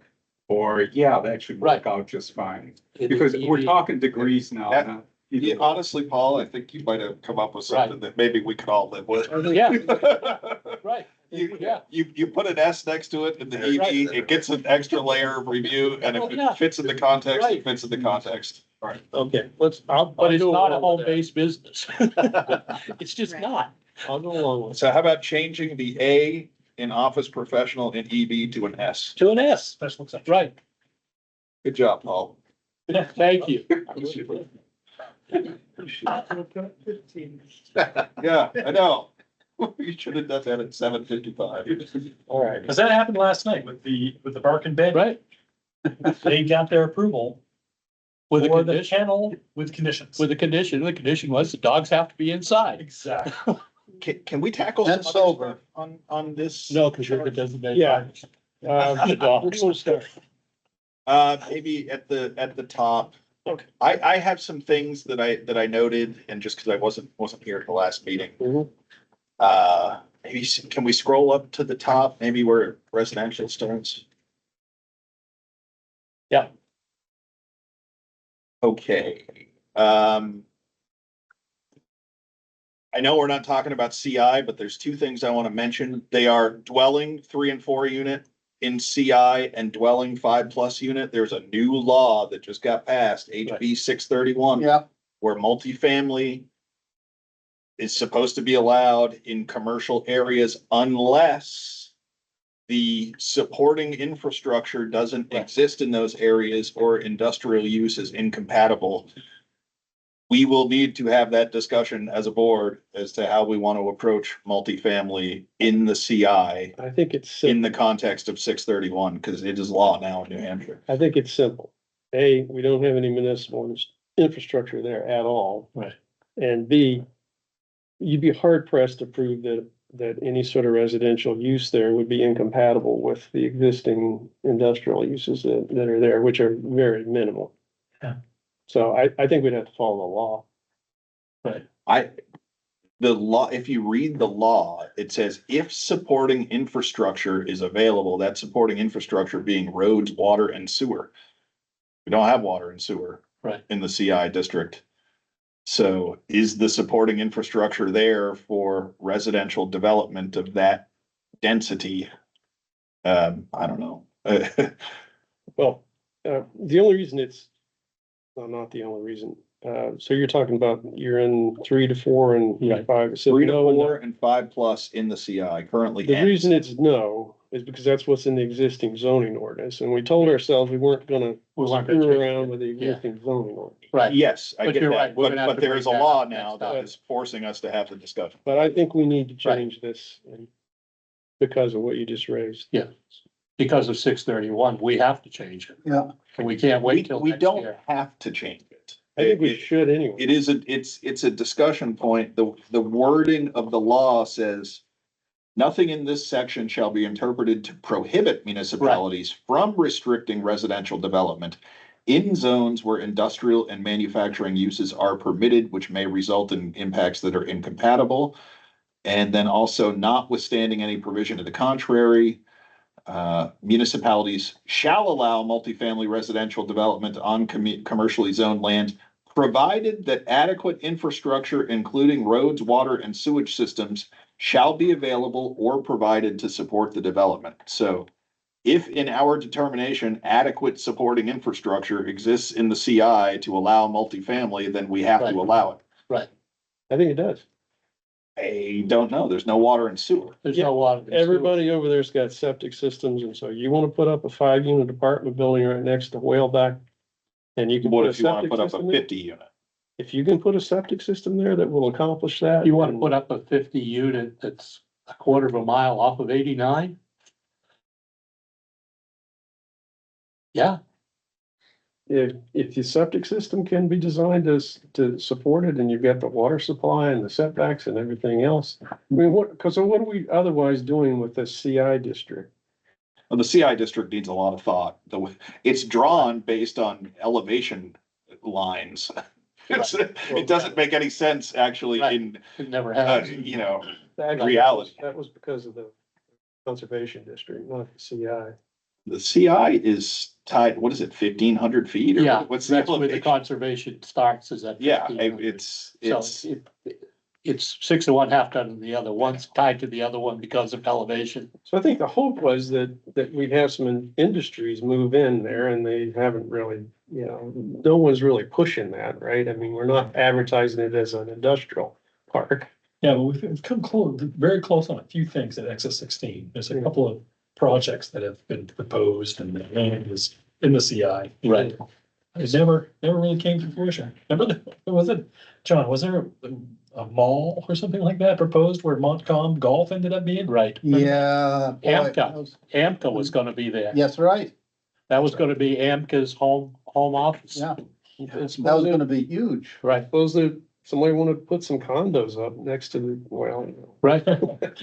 but I just don't know, because we have no plan for that area. No. Absolutely nothing. Yep. We're not promoting anything. It's just land. And if someone came in there and said, I want to spend $20 million to put up 35 condos here, my gosh, I'm all for it. It's likely to happen on the Lebanon side of the line there, Stony Brook Road, Right. More so than, because there's a couple of gigantic pieces of land that just changed hands there. They would have to run sewer down. but the Stony exit Brook to Route 15, 4. yeah, the exit 15 side is almost unbuildable. So I Because think, of terrain. Yeah, I think we should take the CI and make all of these As on these residential. Single family home in the CI district. Why would we not?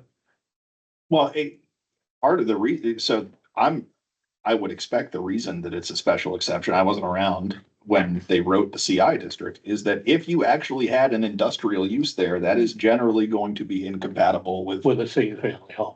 residential places next to it. If you had a smokestack and the whole deal, yeah. Right, And that's the only place in town where that use is allowed, right. which is why HB 631 has that Right. provision in there about not forcing multifamily in places where industrial uses may be incompatible. Industrial uses are allowed in the CI zone. Right. That's the I.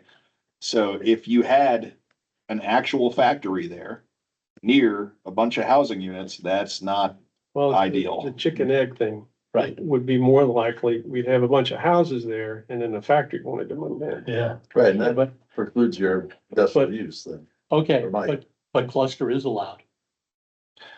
Cluster, I don't. I got a blue thing around that. Cluster is allowed by right, even though single family is a special exception. It makes absolutely no Right. sense. But that's what I'm saying is clusters allowed.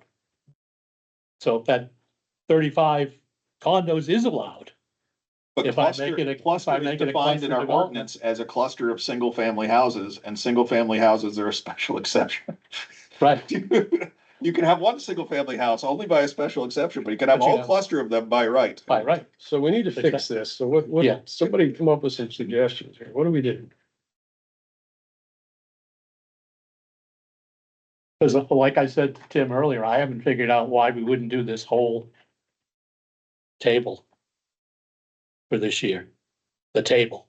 If we're not gonna change anything here, then let's take and put the table on the, and then when you go back to do these residents, these categories, all you're gonna end up doing is changing the table and not changing everything else, because you're gonna get, if you go with the table, you're gonna get rid of 17 to 20 pages of text. The way I read HB 631 is that we could allow it, or we could, I think, be within the bounds of the Of language not to allow not it, yeah. allow it. Right. So it is a discussion for the board, Right. because there is the potential for an incompatible use if industrial development actually happened in the area. Now, we could just leave it alone, leave it the way it is. Get the new zoning ordinance passed, and then come back to this in Yeah. years in the future. Nate, do you think the law means existing industrial use? Like you don't allow new multifamily residents because there's an existing incompatible industrial uses, a tire factory or a. I'll read the key provision here. Nothing in this section shall be interpreted to prohibit municipalities from restricting residential development in zones where industrial and manufacturing uses are permitted, which may result in impacts that are incompatible. So if the use is permitted and it may result in impacts. Makes for a rather toothless law. Right, well, yeah, because there's. not- Somewhere down the road, because somebody there's might not- put a factory in here, so no, you can't have your multifamily use. Yeah, And because there's not water and sewer, we don't have to do it. you either. could probably use that, the same.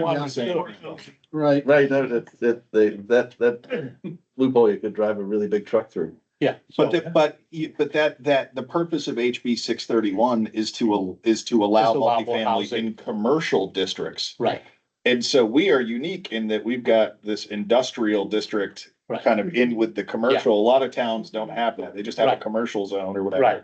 whatever. For us, it would be like EV4 or something. And well, Right. okay, well, now you have to allow multifamily in EV4. We're Right. different in that we have this kind of zone out Right. there that also allows industrial.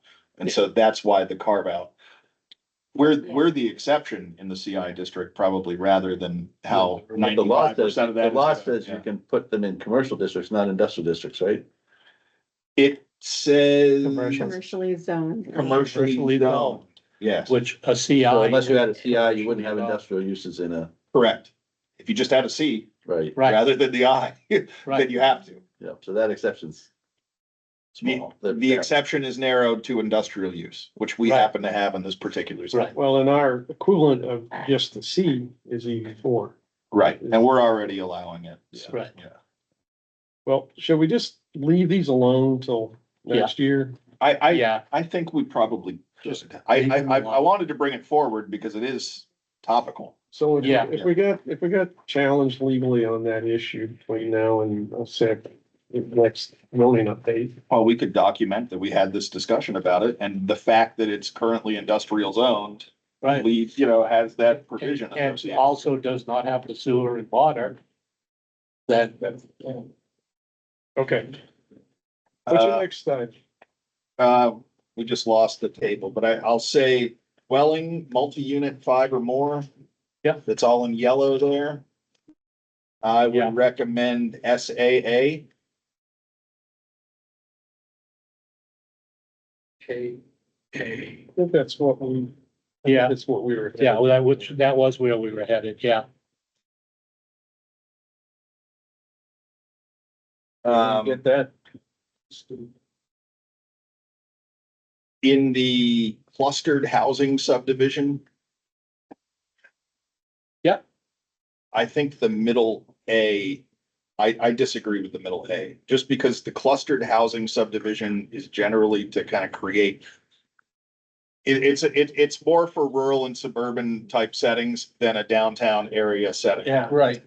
Waste valuable. Yeah, you don't want to consume with open space provisions, valuable downtown land. So Absolutely. I'm not sure that the A there for EBD. So just put no. Yeah, I'd probably have that as an N. And it's really a treatment more for rural and suburban settings. Rather than the downtown area. And but yet you think we should allow it in EV form? You could. Okay. Yeah, Let's see. In fact, you may have I think you had a developer who was looking at some. yeah, yes, because the backside of EV4 is definitely good for cluster. So scrolling down. Sorry, I'll be quick here. Let's see. The next one I had was aircraft landing strip. Oh, that's gone. Yeah, It's gone in this version. It was in my version. yeah, it's gone. I got rid of it. Well, hang on. Oh, for the CI? Yeah, my only note was that could be incompatible with industrial uses in the CI, but it's the same kind of, The land isn't, it's the plane coming in. it's the same. Hang on, It's not hang on. just that.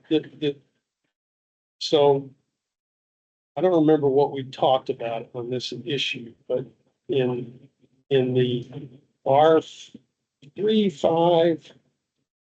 I think, and even in the CI, that aircraft landing strip was a permitted use, or it was a special exception use.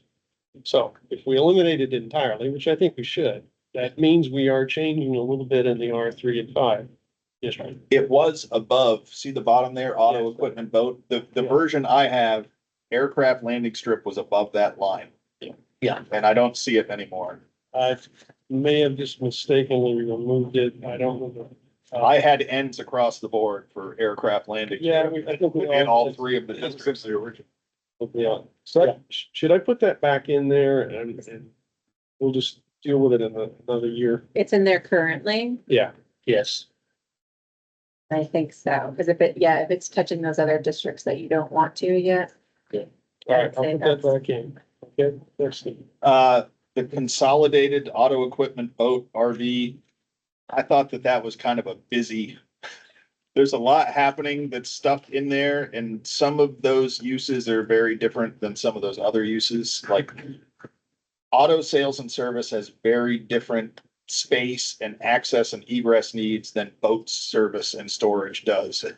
Boat service and storage is a more kind of, I don't know, maybe it works. I just thought that there's a lot of different things bundled together there that aren't exactly the same. Stuff Yeah. tends to go up now. Yeah, And it's, the way it's so, Right. it's a gigantic. Well, Yeah. I think that was the idea, was that does it really matter? You're having a site plan review of, it's either an auto dealership or it's a equipment dealer or.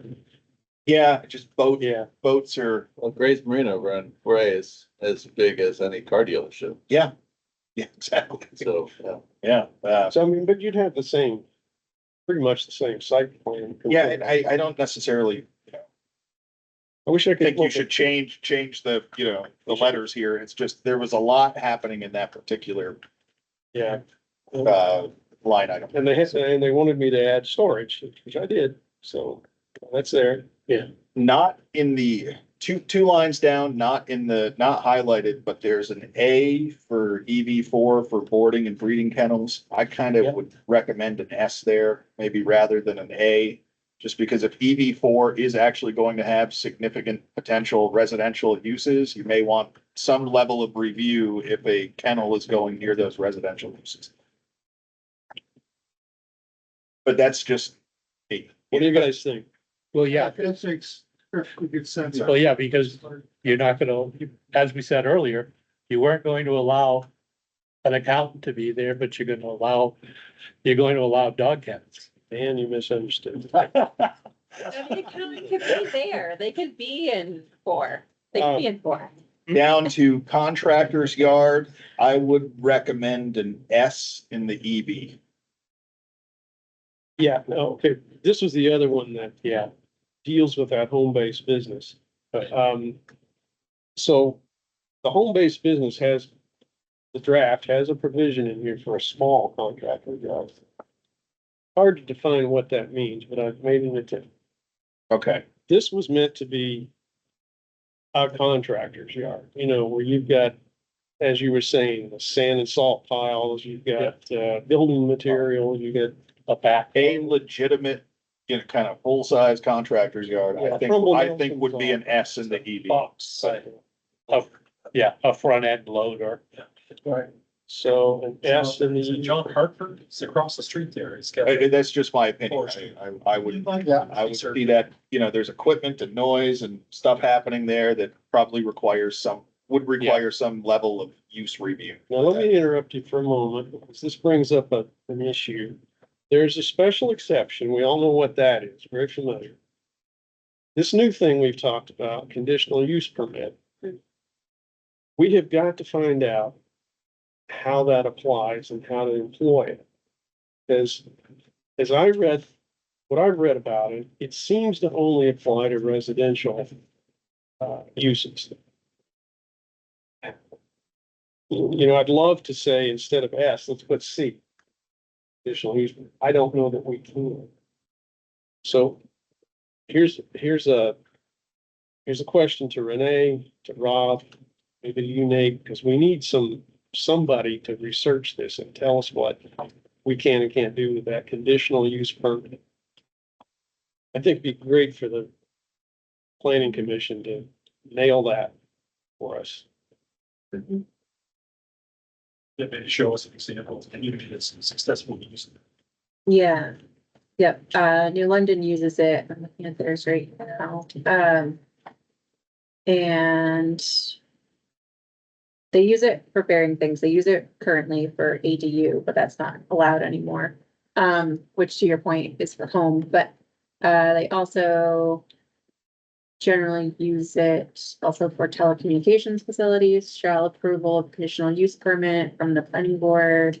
So I can dig into this a little more and get you back a summary of different ways conditional use permits are utilized. I know. So I think probably what we should do is get this table to the point where everything that's an S, we could look at the applicability as to whether or not it. Start with an S. Yeah, an S means it's a use that needs some level of review.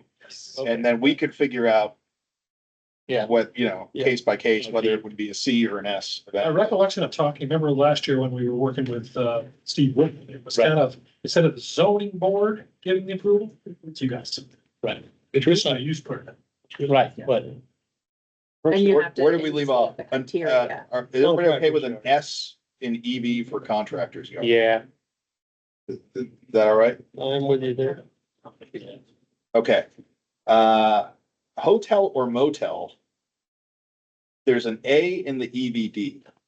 And this is kind of an interesting one. I see, if it was a hotel, I'd be like, yeah, A, that makes total sense in a downtown area. A motel, however, is a bit of a different animal. It's a lower intensity use. It's one story. It's automobile oriented. It consumes, more, different access and egress. I'm not sure a motel fits downtown as much as a hotel. Uses more space also. Yes. Yeah, however, they don't build What's the motels difference? anymore. Yeah, exactly, because it's not one floor Financial. anymore. They're not usually financially. Yeah, they No, they're don't, not. they use too much space. The motel of today is essentially a hotel.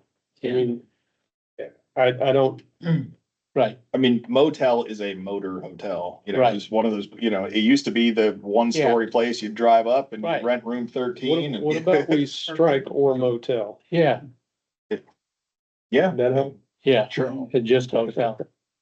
Fine, that's fine with me. I'm good with A if it's Well, yeah. a hotel. How about a cool boutique hotel? Well, that's what I was saying, like the Copeland block would be, you could make it into a boutique hotel. Outdoor performance venues. These are blank. Yeah. I had NSA.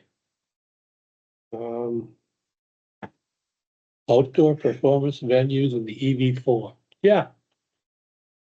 Somebody wants to come.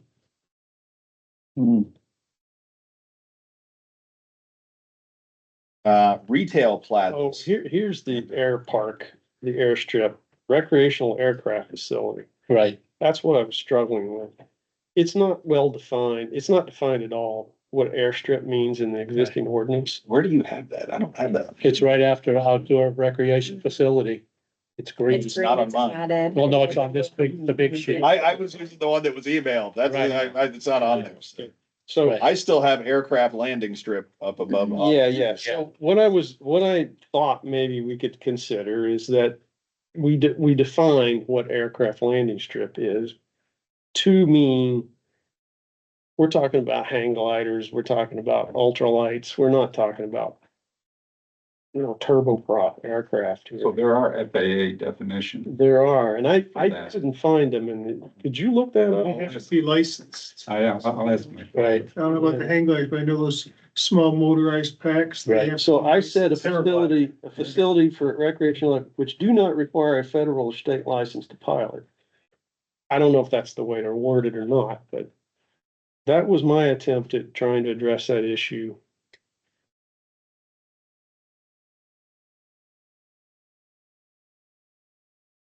So Paul's gonna I'll look find into out. that. Thank you. Yeah. Retail plazas. I had NNS. And the reason for that is that based on all of the public feedback I've ever heard, that retail plazas are not a particularly desired use by the public in any of the area that we're talking about. Yeah, and I think in EV4, like, we already have some retail plazas. Mhm. There are two right on Fort Canaan, and you know what I mean. So I agree with you.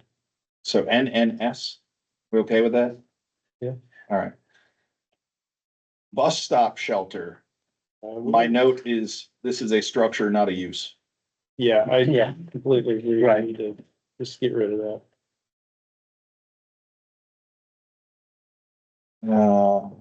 It is specifically mentioned in the existing ordinance.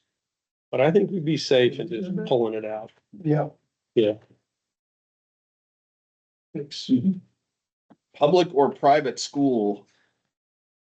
I had it's currently N in the EV. I had S in the EV, but it's not a hill I'll die on. I It's not, think they only go to page 4. Oh, never mind. I don't have an opinion of that. I mean, it's entirely possible, what if, a Montessori school or something wanted to locate, in the EV? Would that be something we would entertain by special exception? That sort of thing would be consistent with a neighborhood use, essentially a daycare. I would say no. Living downtown as I do, I can hear the kids on the playground at Enfield Village School. Do I want that right 2 doors down from me? And it's one thing if it's a small daycare, but an old school with 20 Oh, yeah, kids, I don't know. You can't control a public school. Oh, the public school can go wherever it wants. They can go Yeah, it's true. We can put we us there, can't- they can go where they We can, want. it can only be private school. It can't be Yeah. public there anyway. Let's strike public or then, Right, right? we'll keep it as private. Strike public or, Right. just call it private Public school. school, Mhm. private school. At least for this year, you'll be able to do it. All right, so now what's your pleasure? Legislature will come in next year and say you can't tell private schools where they can be. If the public school can be there, then a private school can be there. I guess I would suggest S, but, you know, I could be outvoted. On which, For EV. Yeah. Instead of N for EV, I would suggest SAA. Yeah, yeah, You open the door to it if it meets conditions under That's right. review, you know, right. yeah, but not prohibited outright. right. I'll think about that one, but for now, we'll put a SAA, yeah. Commercial equestrian facilities. There's an S in the EVD. And my note is, I don't really see this as a downtown use, even by special exception. I would lean towards N. I agree.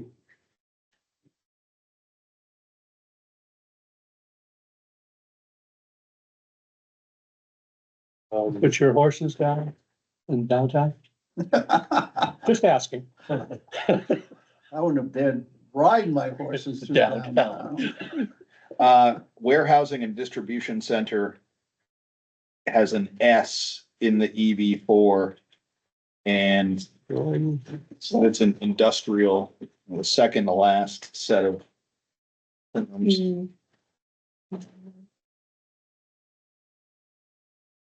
The last one in the industrial category. Yeah, warehouse and distribution center. Wait a minute. I'm confused here. Oh, here we are.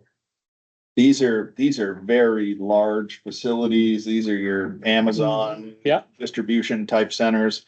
With I lots don't- of big traffic. I don't see that being EV4. I think realistically, if any of those things ever happened in Enfield, it would be in the CI district and Yeah. for the CI district only due to its proximity to the interstate. 89. Right. We actually had a warehouse and distribution center. It was in right at Lovejoy Brook Road, Right at the corner, that corner, that building was a which is warehouse. where and 603 is, The guy sold plastic films. right, and that was it was a Yeah. distribution, warehouse and distribution center. Yeah. So, you know, Yeah. if it was special exception, then we could Right. consider the scale of the thing. You could also do like square foot of the building, like size Right, limitation on it, right? So it has to be less than, so you're Is not that getting. really what you want to see in the EV4 though? It's a really low intensity use. yeah, it is, Well, but it is a use. it is used. They're, you know, they're making an investment in the property, and It's a use that's not a card. I think I'd leave it as special exception. All right, I won't. Yeah, It's 8:40. I'll right. go with you on that. Let's see. All right, that's enough for me tonight. Yeah, Those are my notes. Okay. How does anybody else have? no, All right, so I'll get rid of all the color. Yep.